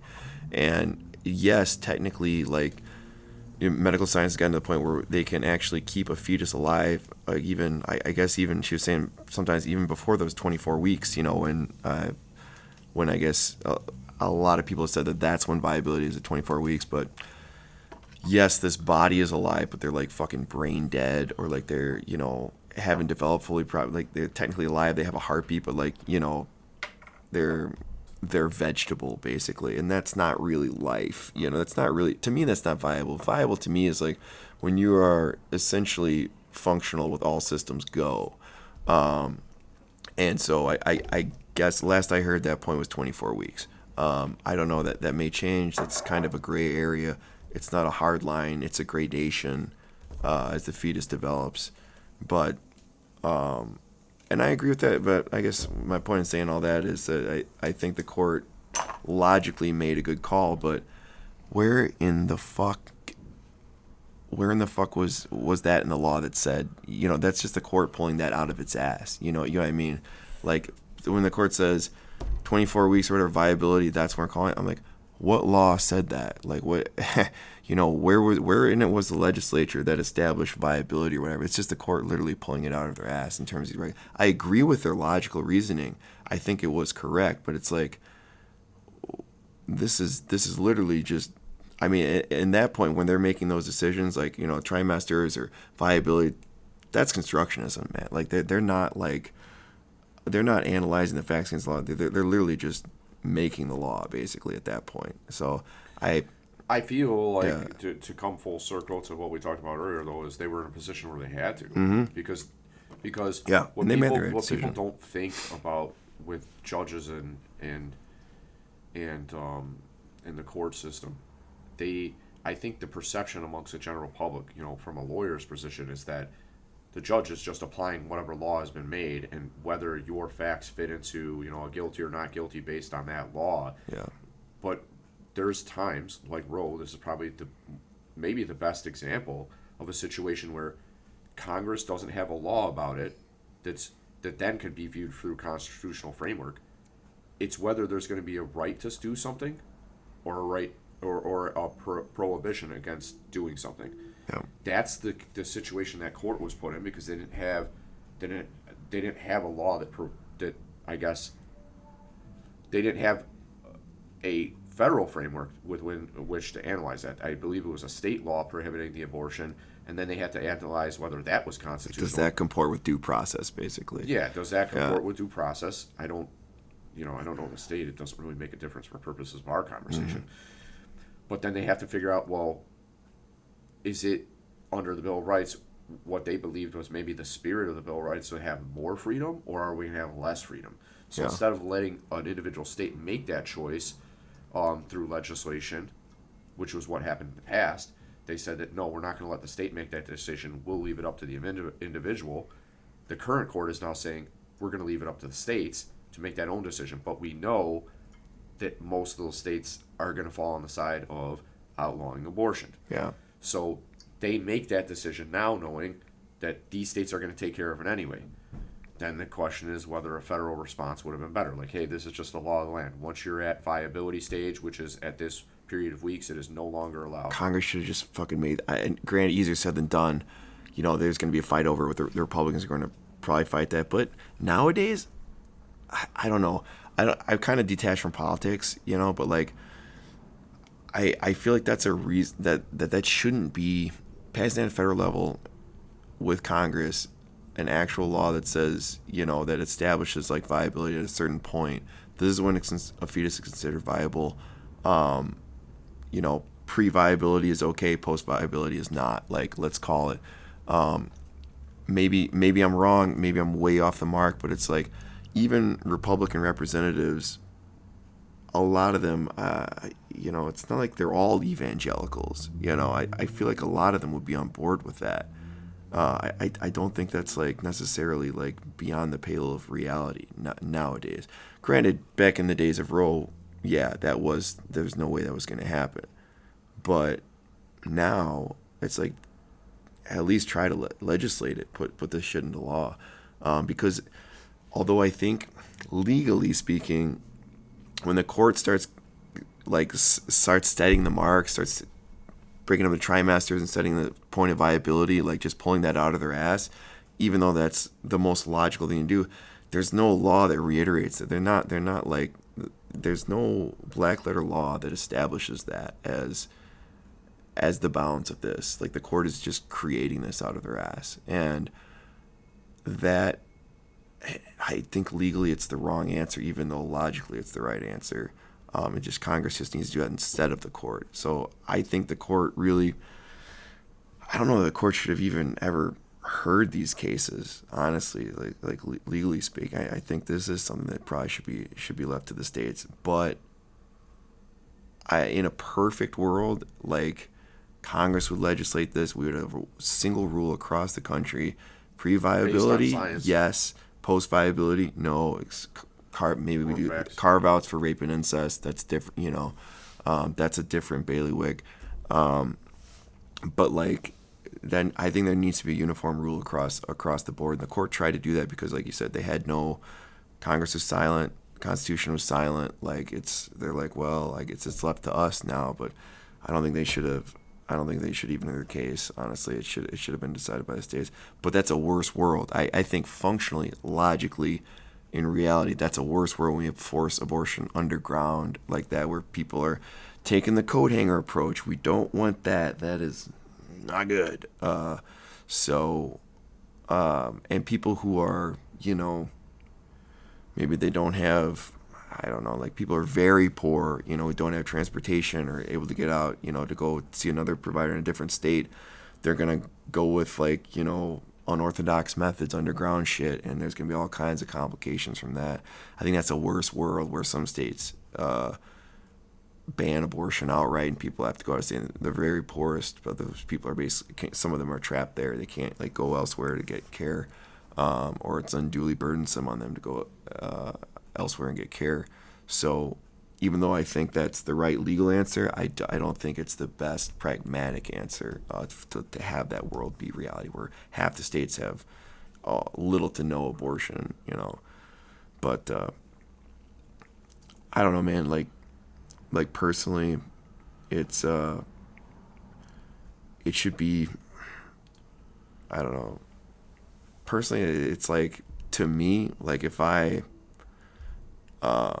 were to encounter that where I had like a girlfriend or whatever, like have a kid, I'd probably be like, well, I don't know. I've never been faced with it, so. Well, you don't have to make a decision one way or another. You haven't been faced with it. You might not be. Hopefully, you won't be. Dude, I hope not. It's a tough. That's what I'm saying. I don't know what I would do personally in that situation. It would depend on circumstances, finances, your ability to raise this kid or whatever. But like, and where you're at in your own life. What people don't think about is like, like what the evangelicals don't think about is like, dude, like we see what happens, the problems with like single motherhood and what that does to society, like how disadvantaged those kids are, like who are raised by a single mom or whatever. You're gonna force, you have like some deadbeat scumbag that are knocking up chicks like that and not gonna be present. You have all these like fatherless kids or whatever. If there's like no abortion, I have way more fatherless kids, and they're like much more likely to be incarcerated, much more likely to commit crimes, much more likely to be unsuccessful, to be poor. There's all this whole host of problems that happen to kids that were just raised by a single parent, and that's gonna get worse when you outlaw abortion. I mean, that's bad for society. I understand where they're coming from, where the evangelicals are coming from, the far right people are coming from, where it's like, this is life. We can't kill a person. They think it's a person, like, from the get-go. I get that's their opinion. We can debate this all day long, right? It's like, is there a soul? Like, blah, blah. Unanswerable questions. Unanswerable. So we don't know enough about the world to answer those questions. But and it's a moral question. Yeah. It's a moral question. And whose morals are going to win the day in terms of what's legal and what's not in our country. I mean, like you said, you could debate this stuff all day because people who are pro-life are seem to be, this is a polarizing issue, meaning that it's extreme on both ends. So the people that are pro-life are mostly like, yeah, from the start, like, we're talking murder here. And for other people, it's like, well, your ideas are shaped by the morals you've gotten from your religion, but I'm free not to have a religion under the Constitution. So, like, you have the freedom of religion and the press in the First Amendment. You can choose to practice religion or not. But if your idea of this being murder is shaped by Catholicism, I should have the choice not to have that forced on me. That would be the rationale of somebody who's saying that this is like an individual right. The thing about this is, and we're going to pick up on this in just a moment, because Lord bless it, between the hydration and the friggin' coffee and the and all that, I got to piss again. Same. So we'll take a quick break. But what I wanted to kind of wrap this discussion up on or whatnot would be of what other laws or things like perhaps gay marriage would fall on this decision as well, because they were not legislated on as a federal level and left up to the states, and now you have these rights that arise, that may also fall, or other laws that could fall because there's not a general standard. It's just the court has to make that decision based on what they believe the Constitution would want, right? Because, or would the framers of the writers of the Constitution would want, what would have been kept in keeping with the principles and spirits and values that they were trying to enact or preserve in law. So we'll get back to that, I guess, in a minute once we use the washroom. No doubt. Oh, so yeah, on that abortion thing, there's one other thing I wanted to mention, which we discussed earlier, but that one case, I wish I could recall which it was, back in criminal law, back in law school, where this assailant beat up a pregnant woman. I don't know how pregnant she was, but she miscarried, and like they charged him with murder, basically, and they didn't do a was it in the first trimester, was it in the second, or was it viable, was it not, like they were just like, oh, you battered a woman to the point where she miscarried, knowing she was pregnant, and so slap you with a murder charge. And having that discrepancy, that, in my opinion, direct contradiction of the law, where if one person kills a fetus, it's murder, but if the mother does it, it's not, like as long as it's at a certain time frame or whatever, that cannot exist, in my opinion. There's a legal contradiction that must be sorted. So it must be either all abortion is illegal, is murder, or if an assailant beats up a pregnant woman and it's in the first trimester, then that's not murder, because that's not a person yet. The beating will have to occur later in the pregnancy when it is, we have to define viable. what a person is, what Right. and what is not. And in my opinion, based on how far along they are from the womb. right, and that should be done by Congress. The Congress needs to decide that, if they want to do it at a federal level. Otherwise, let the states decide, and then, then there's that whole shebang we talked about earlier. So, which is just a mess. But like, to me, that can't stand that the way it is now. That's a contradiction to me. That makes no logical sense. So, yeah, it's very odd. Well, one of the standards that they discuss in the Alito opinion that was leaked, which we'll see what the final opinion is and all that. Will it match what was already released, or will there be any change at all in the draft or the people's stances and the votes on the Supreme Court? But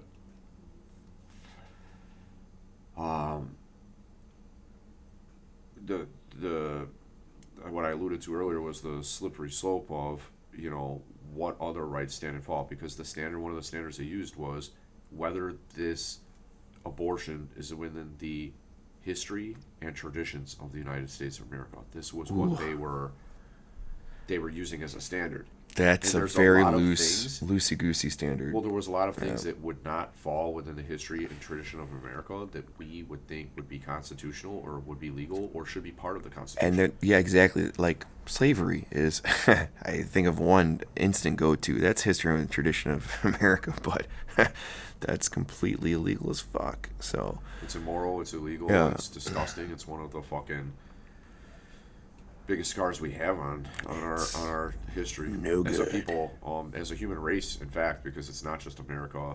Yeah, we're the most known example of slavery, or the most self-aware of it, at least. Yeah. For sure. Yeah. So we're the most known for that, but it is widespread and pervasive. I've heard on the Rogan podcast they were saying that apparently there's more people in slavery and captivity around the world now than during the height of slavery with Britain and the United States. Holy shit. So yeah, it's kind of crazy. There must be that going on behind the scenes, probably in other countries, although I know there's weird shit that goes on here in America as well. But to come back to the standards that we're looking at, it's like there's many things that weren't in the history and traditions of the United States of America because they didn't exist when the forefathers were making this stuff, and in their wisdom they didn't see this coming because they didn't have a crystal ball. Society's going to change as technology changes, which it has, and I guess then the answer is just the Congress is going to have to legislate for these things, because this Constitution was silent. It tried to be very general, which is why it survived such a long period of time. But the question that wins the day is whose views and opinions of what we should have as a society are going to win out. Should it be an individual liberty society, or should it be a government makes the decision society? I tend to err on almost every issue on the individual freedoms and liberties, to let a person decide for themselves in the free country, because if we have a social contract and we have a society that's going to function regardless, it shouldn't matter what an individual person does then. And if this is truly a free country, they should be able to make those decisions for themselves. But it could be that the more totalitarian type of stance wins the day, and it's the state that gets to insert itself in and make the ultimate decision. We know that there's corruption in politics at the federal level, and that people are influenced by lobbyists and shit. So it's like, who really gets to make that decision at the end of the day? And my opinion is always what's in the best interest of the American people. as well. So I usually believe that it's the choice to choose, because especially during COVID and everything that happened in these last few years, the government has inserted itself into the head of the individual and into their family and into their decision-making process, when these people aren't experts on these subjects. So if somebody has to make the law about what's going to be legal and what's not with abortion or gay marriage, I believe it should be the individual. But in these cases, it's the absence of federal legislation that leads to these court decisions. And so I don't know, other than federal legislation on what's going to be a right and what's not going to be, then how do they really handle that?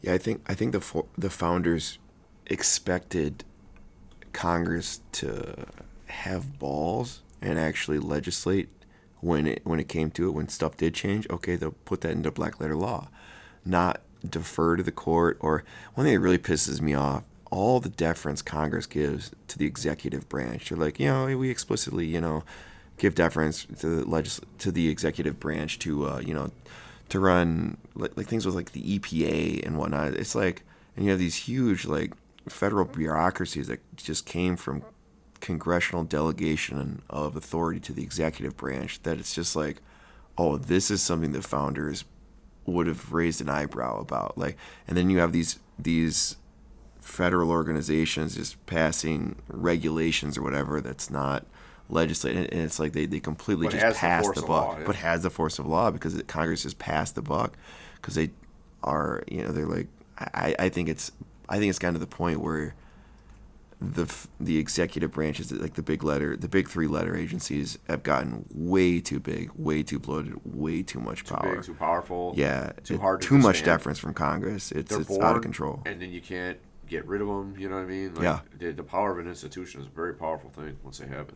Oh yeah. It just doesn't go away. Not easily.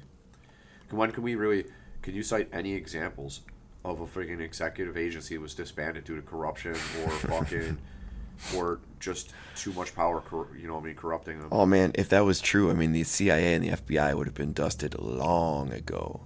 We can do this on another podcast that I want to do with you, when we get into like the history of the CIA and all the insane, crazy shit that they've done and proposed, and like the reason.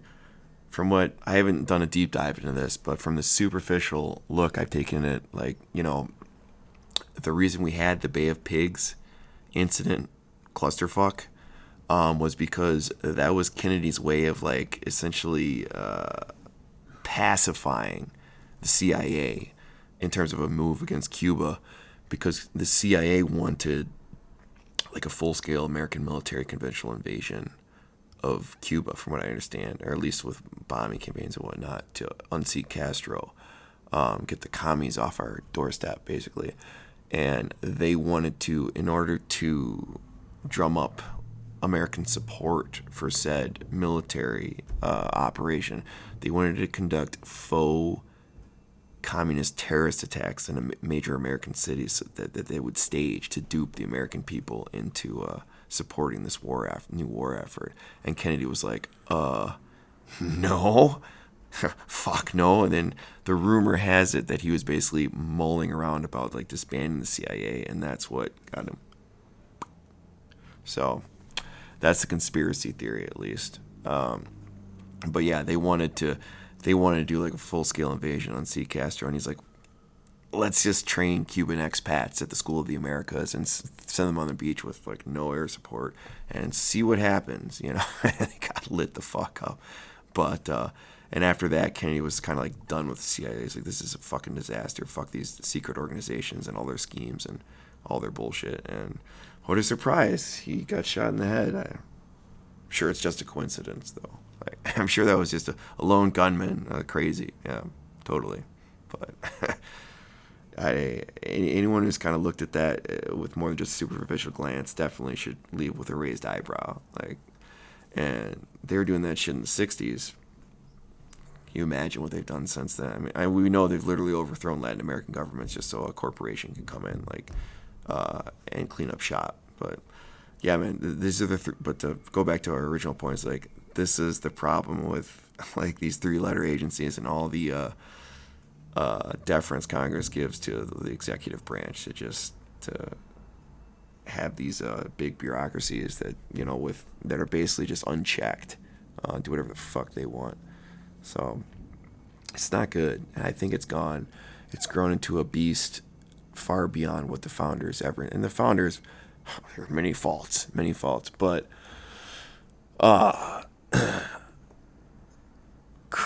they were really, really almost genius in terms of like the governmental structure that they abracadabraed. Incredible, man. They took the Enlightenment principles. They took the Enlightenment principles of the Renaissance, ran with it, put it into black letter law, basically, and created a great framework. And it's mutated beyond that to the point where, personally, I think the biggest problem with that is the money in politics and like huge corporate entities currying favor through their money, and it's not really representative government. It's just who's your biggest donor, who are you most beholden to, who gets you into office. That's who they really answer. They don't really answer to you and me.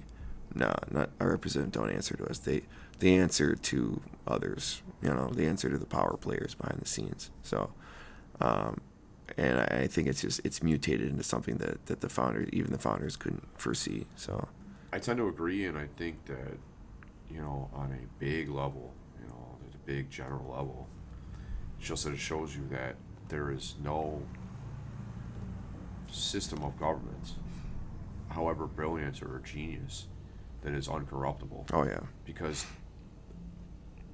power seems to be this thing that flows to some destination, whether good or bad. And in this case, it has made a strong executive who's then created these like spawn of Satan fucking agencies that are the physical arm that enacts the law that was given to them. And then they have additional, delegated legislative authority where like, okay, this is the general policy, then you can enact it within rules and regulations that you pass, which then themselves have the force of law. Yeah. And the fact that like you and I can't think of a legislative agency that was disbanded because it was inefficient or corrupt or both, it's incredible. You know what I mean? Because that this is where the bloating came from in U.S. government, and you can't get rid of it. It's like entrenched once it's there. Yeah. So although the founders had this ingenious framework for the government that we have to constantly the Constitution is a product of the past, but we have to fight to preserve the ideas and the values that were the foundation for that document, for the Constitution, if we want to maintain those freedoms for the future.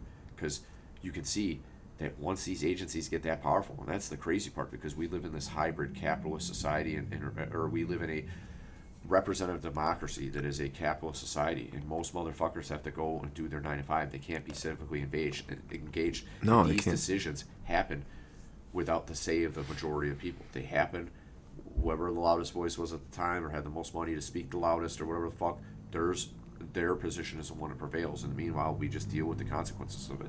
Pretty much. So what we need is constant vigilance among the citizenry and voters, and then a solution in place to change things that are not in the best interest of the people of the country. But this is not easy to do, man. But it's something that has to be fought for at all times. Otherwise, you just deal with whatever bullshit result you get at the end of the day.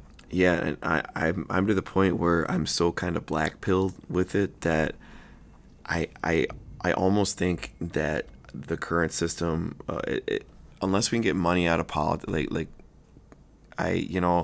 Scalia, I respect his views as an originalist in regards to the Constitution. He's very much like, if it doesn't say something, then it's not. I get it. And Ginsburg was on the total other side of the aisle. And they kind of balance each other out. But like his view on money being speech, and to me, I just don't see it. I just don't see money as a form of speech.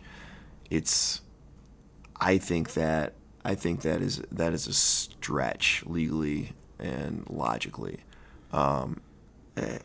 Influence is not speech. Like it's it's not.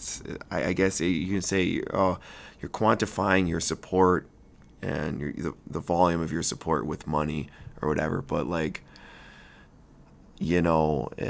Well, the problem is, I think, is that a corporation is considered a person. Right. So right, that's right. your problem there. It is. It's because a And the super corporation PACs is a legal and- fiction, right? yeah. What is a corporation? Corporation, like when people are born, they get a birth certificate. When a corporation is born, they get something similar from the state, known as articles of incorporation, articles of organization. If you're an LLC, which is basically the same thing, in the sense that it doesn't treat people as individuals. It treats them as a collective group that forms one individual known as this company that we're going to give legal protection to, so that your own house and your own car can't get taken away if you're sued for your acts as the corporation. But a corporation is a person and money is speech. Well then, fuck. This is what the result we have right now is that the loudest voices are the ones that win the day, are the ones that have the most money to spend. Yep. And their interests get represented and the rest of the people's don't. But that's the problem, is that a corporation is a person. It's like the Bill of Rights was written for individuals, not corporations. So the freedom of speech is for an individual. But we have treated a corporation as if it's an individual when it's really fucking not. It's really not. No, it is not. Yeah, I disagree with Cleo on that point. And just money itself as a form of speech, I think is a stretch logically and legally. I don't agree with that. It's not really within don't. the spirit of the law. The spirit of the law is there's a fucking problem, and you should be able to gather people in the fucking town square, around the water cooler, or whatever it is in the modern day on Twitter to debate that issue and get it fucking sorted out. It is not like I'm going to pay this much money into this person to speak for me. Right. When really you're using that person as an instrument to enact your own will in a fucking corrupt way, basically. Because it's such. I mean, what else is speech to? A fucking car? You know, I donate a car to a candidate. Is that my speech? I give him my fucking 77 Grand Marquis. That's me speaking for that candidate. I don't think so. That's just curring influence and buying favors is not speech to me.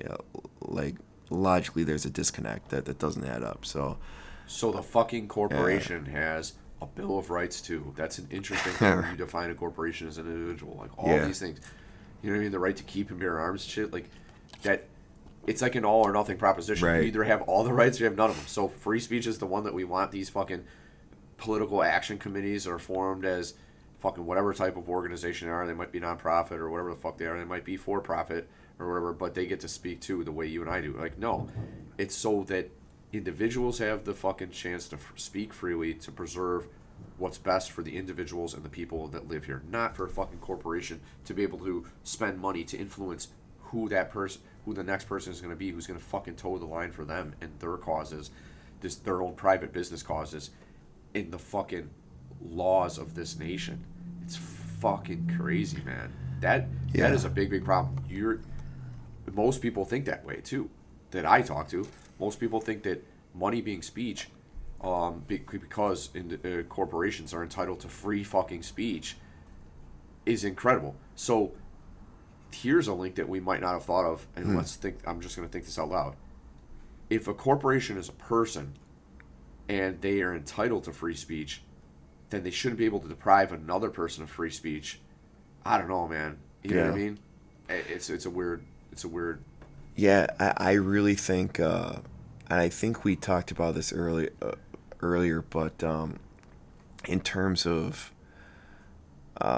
corporations, regulating speech on their platforms and whatnot, like I really think that like after a certain point of public engagement, like you said something with Twitter or Facebook or whatever, I think there could be a legislative carve out that like says, hey, you have this much of market share, you have this much of, or your shareholders like BlackRock and Vanguard have so much market share between like you, because those fuckers own a piece of everything, or if not like a substantial piece of everything, where it's like Twitter, Facebook, all the big tech companies, whatever, like they've got their fingers in the pot. Like if you and your shareholders own a certain piece of the market, that's like, like with an entity like Twitter, Facebook, YouTube, whatnot, and you're like collectively like you're taking up like 90% of like the web traffic and that sphere of that particular kind of website, it's basically become a public forum at that point. Like you, like literally like 90% of like the web traffic or whatever is with you guys or your subsidiaries or your shareholders or corporations that your shareholders also own a part in. Like functionally, like it's a functional monopoly like of the digital web space. And when you have this like control over the whole digital sphere like that, to me, I think Congress should say, like, at that point, whatever that threshold is, public forum rules apply. You can't pick and choose, you're politically, I only like them saying like woke shit. I only like them saying conservative shit. Public forum rules apply to your users. It's become a digital public square, basically, in terms of the content of speech that you regulate as a corporation. So when it's essentially a monopoly, I believe public forum rules should apply. Yeah, I agree with that assessment, because the crazy thing about technology is it's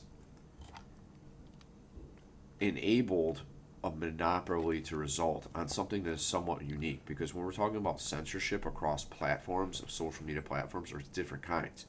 YouTube is a video platform. Yep. Twitter is a text platform or a picture platform, or one where you can share videos. But the point is, it's going to be short, it's going to be sweet. It's either going to be text or it's going to be a video or a mixture of the two. Twitter seems to have, a monopoly over the text atmosphere, 140 characters less. Yeah. Instagram seems to have a monopoly on the picture. YouTube on the video platform. Facebook has this weird hybrid of pictures, videos, and text. And then you have, like I said, so we covered YouTube, Twitter with text, and then Instagram and Facebook with their own kind of things. All of which would involve speech that they are regulating based on content and viewpoint. And so they have this monopoly over each sphere. All of them fall within the general category of, artistic expression and freedom of speech. That's what these entities provide. They enable the electronic ability of you to speak to large numbers of people, to speak freely. Yeah. But now they're limiting that based on content when they have a monopoly over the channels of communication. I mean, if that's not a monopoly on something, I don't know what it is. Yeah, I don't know what it is. Like, that's something that has to be broken up. And then the question is, if it is broken up, in order to promote maximum liberty for the individuals to have what was promised to us in the Bill of Rights, as like, this is going to be how the country is going to be run. Well, now the public forum is the fucking social media platforms, and these motherfuckers have a monopoly on it. So something's got to fucking give here. Yeah, because it's not just the corporation itself or the business itself. It's who owns a piece of that corporation, like BlackRock and Vanguard, those fuckers behind the scenes, who actually own a piece of everything. So when you look at it, like, take Pepsi and Coca-Cola for example, like I was talking about earlier this morning, you think they're in competition, and I guess superficially they are, but when you look at it, like BlackRock owns a big ass chunk of both of them. So there's an illusion of competition in the marketplace, but they're really, even these huge businesses are owned by the same people. Like, and these fucking behind the scenes shadow players, these asset management firms, the international asset management firms, and I think BlackRock, they don't own, they're not worth, but they manage and have control and influence over like $9 trillion worth in assets. There's Vanguard on top of that. They're the guys who are really calling the shots here. They're pulling the strings of the corporations. Most of the major ones they have big stakes in. A lot of the major corporations have stakes in. So they're actually calling the shots, and it's become like this corporate oligarchy, man. That where it's really like it's an illusion of competition. It's not real. Like, and they can dodge these monopoly laws by saying, oh look, we don't own past a certain threshold of the marketplace, but it's like, but our shareholders own both of the fucking major competitors. So I think it shouldn't just be. That's why I think the antitrust laws need to be modified, like to encapsulate who actually owns these corporations, not just corporations themselves, who actually owns these corporations. When it's the same people that own all the corporations, it's really just a big fucking monopoly, and they just dodge the antitrust laws by having their fingers in all these just corporations when it's just the same people calling the shots. So, well pointed out, man. Yeah. Well pointed out. Then we had our boy Elon Musk whip out the big ass dick and offer to pay $44 billion for Twitter. Man, flexing on him. That's fucking. Didn't he actually buy it though, or did it? It's in process. It has to be approved by federal regulators, in the Commerce Department and somewhere else. And $44 billion. He's going to have to fund that with multiple sources. Some of it will be loans. Some of it will be individual. $44 billion payment himself. But we'll see how things actually play out in reality. But what I like is what I'm hearing from Elon Musk about how he believes that free speech is essential to the functioning of a democracy, which leads me to, if you could just make the assumptions there, the premise is that he cares about democracy, he believes in the essentials of it, and his way of allowing it to happen is to purchase this and let people say whatever the fuck they're going to say. Good, bad, ugly, racist, fucking harmful, nasty shit. And leave it up to the individual. If they don't want to see that, they can block it, or they can scroll past it, or fucking move on, and fucking unfollow. Choose what they unfollow, watch what they want to watch, leave it up to them. But he believes that these things are new and powerful, and that they need to be preserved as a place of free speech, so that we can continue functioning and all views can be heard properly without censorship, without those who have power behind the scenes controlling what you say and what you hear and what you think and what you feel. And so what I'm hearing from him so far, it's fucking incredible that somebody has the power to purchase a company as large as Twitter with as far of a reach as it has had. Twitter has been the platform for world leaders to send fucking messages to each other out in public and let the people start forming opinions immediately. That is an incredibly powerful tool. Yeah. An incredibly powerful tool. And Trump recognized it. He said all sorts of crazy fucking shit on Twitter for a long time. But he recognized its power and ability to make a short, sweet statement on your terms without having to go through a fucking middleman, right? Elon Musk recognizes the same thing and says that all people, regardless of power, age, fucking wealth, should be able to make those same statements.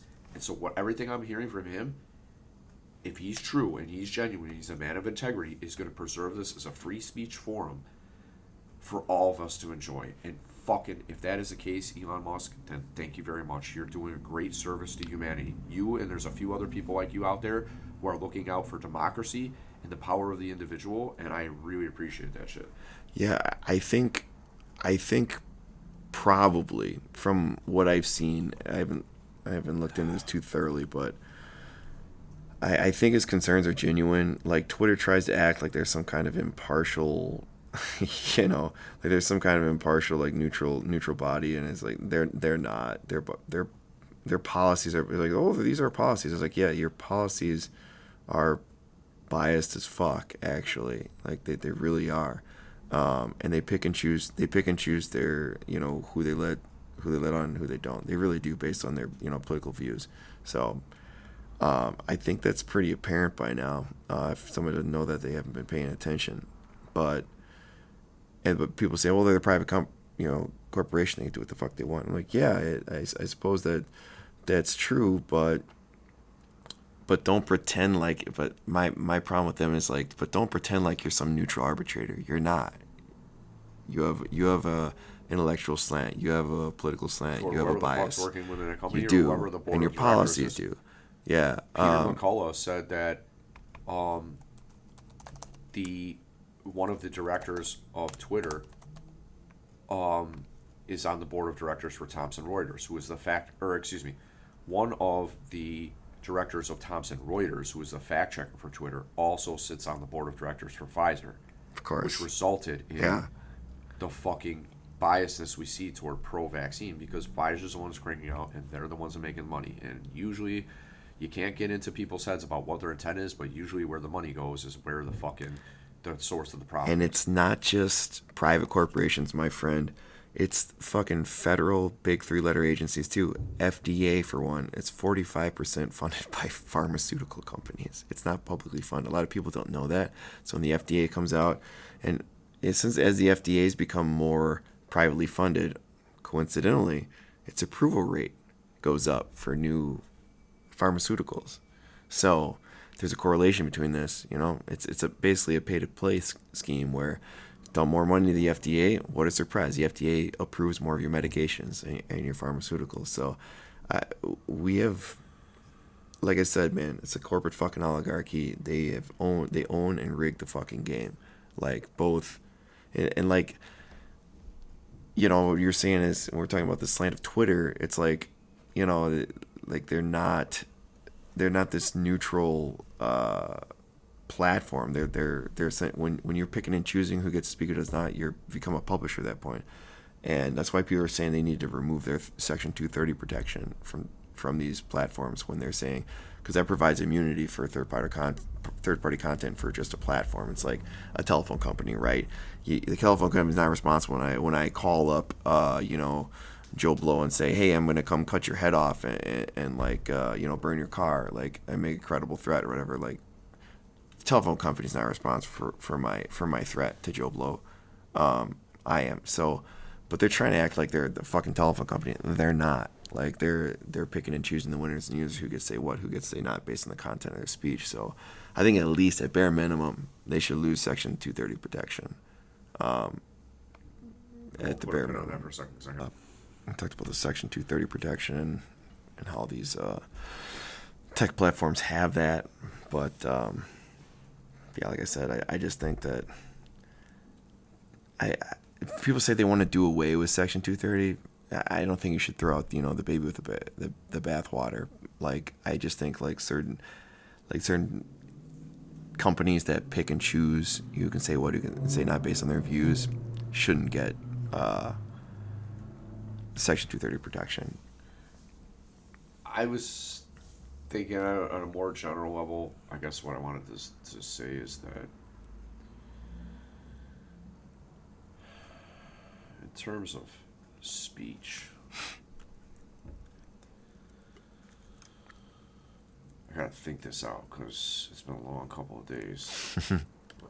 Yeah, we've been going hard this weekend.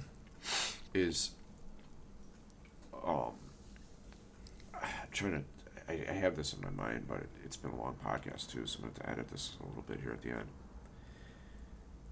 Not the spirit and tradition of... I'm trying to think... I've drawn a big blank for what I was going to say, but it was one last point that I wanted to make about, I guess what the spirit of law. So I'm going to edit out all that bullshit before I'm drawing a fucking buzzed ass blank. The spirit of a law, or the Constitution, in terms of free speech,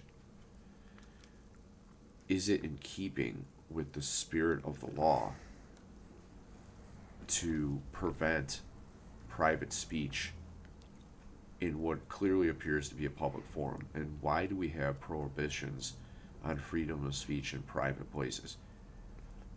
To me, a simple example would seem to be you can't let a group of protesters come into fucking Whole Foods or Walmart or whatever and shut the fucking business down completely. Mm-hmm. They're operating a for-profit place, and they're selling fucking goods in retail.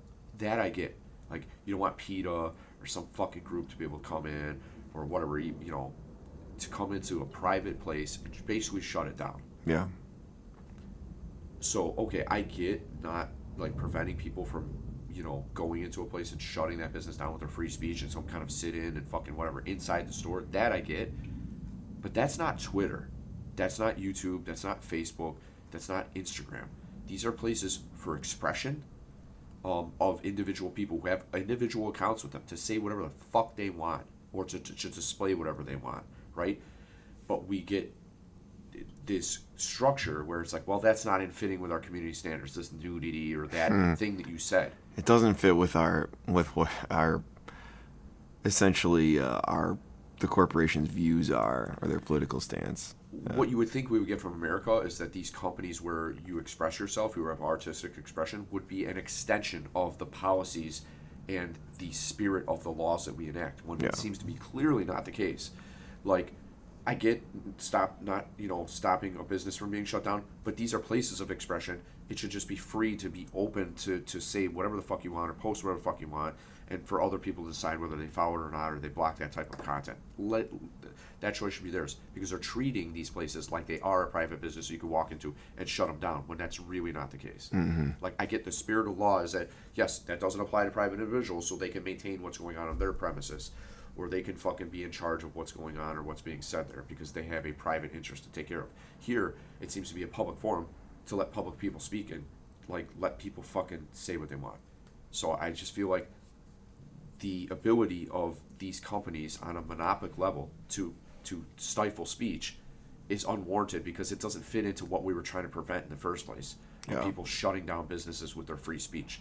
Like, your free speech ends where this door begins. Well, there's no fucking door on Twitter. It's a place where we all go to speak our mind or to post stuff, and they make this platform. Okay, you want to make money off it, but why are we dividing people and all this over rules that we make about what you can and can't say? It's fucked up. And so that's why I'm glad fucking Elon's trying to buy Twitter. I hope it goes through. I believe him. I believe that he's sincere. I mean, that remains to be seen, but trying to preserve it as a fucking free speech forum, and fucking he's going to face back for that because a lot of entrenched people as employees, officers, directors, and within the board of directors are going to be relieved of their fucking positions and will not have a job anymore.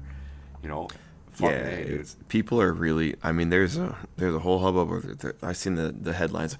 What this means for Twitter's future, like, how bad is it? Blah blah blah. Fucking freely on there. Wow, that sounds terrible. Anything but that. Yeah. Anything but that. We have to. What can we do to prevent this? I'm like, I don't know, man.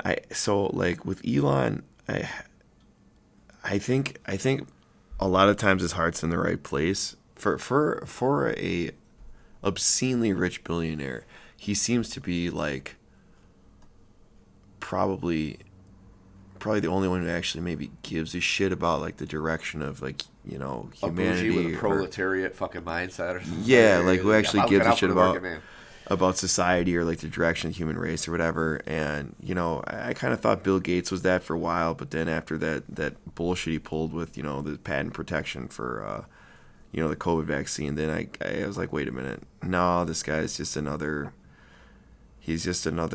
completely fucking, greedy as hell, profit-driven billionaire. Like, you know what that thing was so for those of you who aren't familiar, basically, like, people were calling, during the pandemic, people were calling on,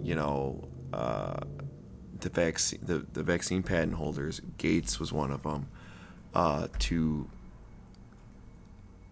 release the patent basically and make it available for like other countries to replicate, because especially India, where they're literally burning bodies in the street, when COVID tore through there, like you got to release the patent, protections, like, and allow India to produce the vaccine. And Gates got on a fucking news interview. It's like, oh, we can't do that. We can't trust these, third world facilities to actually produce an effective vaccine. It could be very dangerous, blah, blah, blah. And meanwhile, they have like tier 1, like state of the art fucking facilities that are sitting there like empty, like, that they can totally fucking produce the vaccine. And he's talking about like, safety regulation. I'm like, some of these facilities are as good or better than the shit we've got in America. I'm like, it's like, it was just such transparent bullshit. Like, he was just protecting the patent so they could charge a fucking fortune for it, and so that when India wanted to come looking for vaccines, they get it from us. They couldn't make it so that they would make more money, essentially, so they couldn't make it themselves. And so he walks around as a fucking humanitarian, but then it's like, I kind of see through from what he really is, and just that a greedy seems to be fuck. the plan from the start. I'm reading a book right now, COVID-19 and the Global Predators, We Are the Prey, by a husband and wife, authors who are doctors. And that seems to be the case. It seems like Bill Gates, what they document in their book, or what they put forward, is that he's been planning for a day like this to come for a long time. Like to be in a position to have those patents and then to use them to maximize profit for That's what he did. the companies that he's invested in or that he's involved with. And it's pretty fucking crazy. It is, yeah. When they're literally having burning bodies in the street, and you don't want these people to have the patent to produce it themselves, like, yeah, you kind of lost it, buddy. Like, you missed the mark, and like, I guess you had a lot of people fooled into thinking you actually gave a shit. Maybe did it one time, but it doesn't seem to be the case anymore. So, but I think Elon is a bit different. I think if Elon were in Gates' position and actually had the ability to like, release the patent to like to have it developed in like India and other countries, I think he would probably do that. I don't think he would do that. I think he would say, okay, you go ahead. We're in a pandemic. This is what's best for everyone. I think he's, yeah. Tesla, I have some issues with what Tesla has done, in their business practices. I'm not saying Elon's an angel, but I don't think he's, fucking like almost movie villain, corporate cunt that Gates is, where they're just like profit above all else, fuck everybody, which is basically what he is now. So I think he actually does give a shit. But they just like Tesla has had some business practices which aren't the best. Like, they're very restrictive with their stuff. Like, if you buy, from my understanding, I'm not big into electric cars just because, I'm kind of an old school petrol head. Like, I'm not about. I appreciate for what they are, but they're kind of one-trick ponies. Like, they don't have much allure to me. I appreciate what the electric motor does, but I just don't like, most of these things same feel. It doesn't have the same feel. And most of these things have range for shit. They're absolutely, they're only good for like commuting. If you're just commuting X amount of distance to work back and forth a day, go on a trip, you better fucking plan your Electrify America charging points. But as you do it, like, or try visiting me up in like Wisconsin up by at the lake house or whatever, and like it's not, you can't take your car up there. Like, there's no fast charger up around me. Like, try visiting someone anywhere. Ugh. Oh shit! When the drink strikes back. Yeah, that was not good. Yeah. What are you gonna do? I'll clean it up. But fuck me. But yeah, man, it's like with Tesla, they have if you buy secondhand, like you say you buy a used Tesla, you can't use their supercharging stations, right? You're kind of fucked. You better hope you just you use it at home or whatever, charge it at home. Like, it's like they're protective of that shit. Like, and it's like, dude, if you're really man of the people, like you claim to be, it's like, hey, at least let whoever owns a Tesla use your fucking superchargers, even if they're a secondhand buyer. Like, they're like, no, it's like you buy the car, you buy a supercharging subscription, basically, is what I understand. Is that what it is? Yeah, at least let secondhand buyers, utilize that, So, and they also have like stuff with their service and their dealers that are kind of like way behind the mark that the other car companies do that they don't. But they're a new company, they're developing, they're learning. I get it, but they have some issues. So, but I appreciate what he's done. He's basically revolutionized the electric car and made it available, to the masses. It used to be this like niche thing that only like the that was not available to me. It was just like these small boutique little like ghetto ass car manufacturers, these little fucking garage shops had an electric car back in the day, and it's like it was all but useless. But now it's becoming a thing. So, well, I hope it's for the better. I like driving, petrol cars, but I hate breathing in the pollution, and I don't like to think about the consequences that it causes to the atmosphere. As far as their business practices go, I learned a couple new things just by listening to you. I didn't fucking know that shit before, but yeah, and a right to repair too is another one. Now that you mentioned that, business practices, do you know what that is? Right to repair law, where like just independent mom and pop shops can repair it. So Tesla fought that big time, right? They want Tesla itself the manufacturer wouldn't be the only ones that could get their hands on Tesla. So they were really hardcore against right to repair, like mom and pop shops coming up. There's one YouTuber I watch, Rich Rebuilds. He has like his own like Tesla repair shop. It's out on the East Coast. I think, what are they in? Massachusetts? Fuck, I don't know.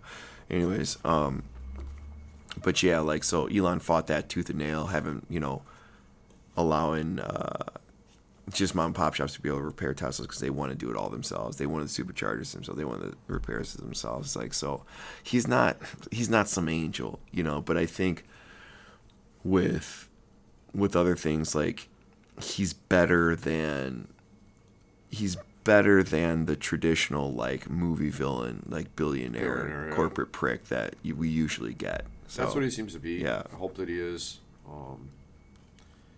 And I hope he gets Twitter then in that case. yeah, I think it would be a better world for it, honestly. Probably, yeah. I mean, at least that these are the the principles that he's espousing as part of buying it, and so the other actions that you've mentioned as part of Tesla, not shining stars, No. more blemishes, but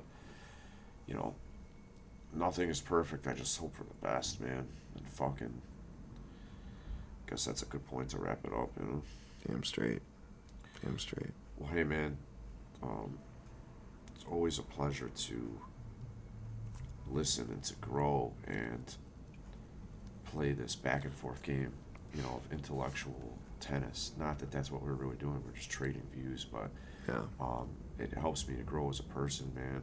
Thank you for taking the time to be part of this whole weekend, not just the podcast, man. To help out, set up, and take down, and take your time to sit here and trade views and get some things off of your chest and get some things off of mine, man. Awesome weekend.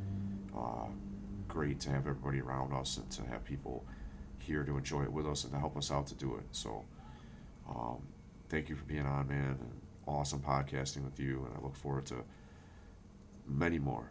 And Hell yeah. so at the end of these podcasts, I mentioned that kindness and respect are contagious, and they're like a universal language, and they have allowed me to start from that position of kindness and respect and get along with people of all different races and cultures and genders. And so regardless of all the stuff we just talked about right now, I encourage people to be nice to each other at the individual level, to acknowledge each other, to try to make, to show each other kindness and make their everyday life better, to get through this and to make the world a better place. I don't want to look out there and interact with people and have it just be a place of ugliness and violence and disrespect. So, be kind to each other and watch those seeds grow.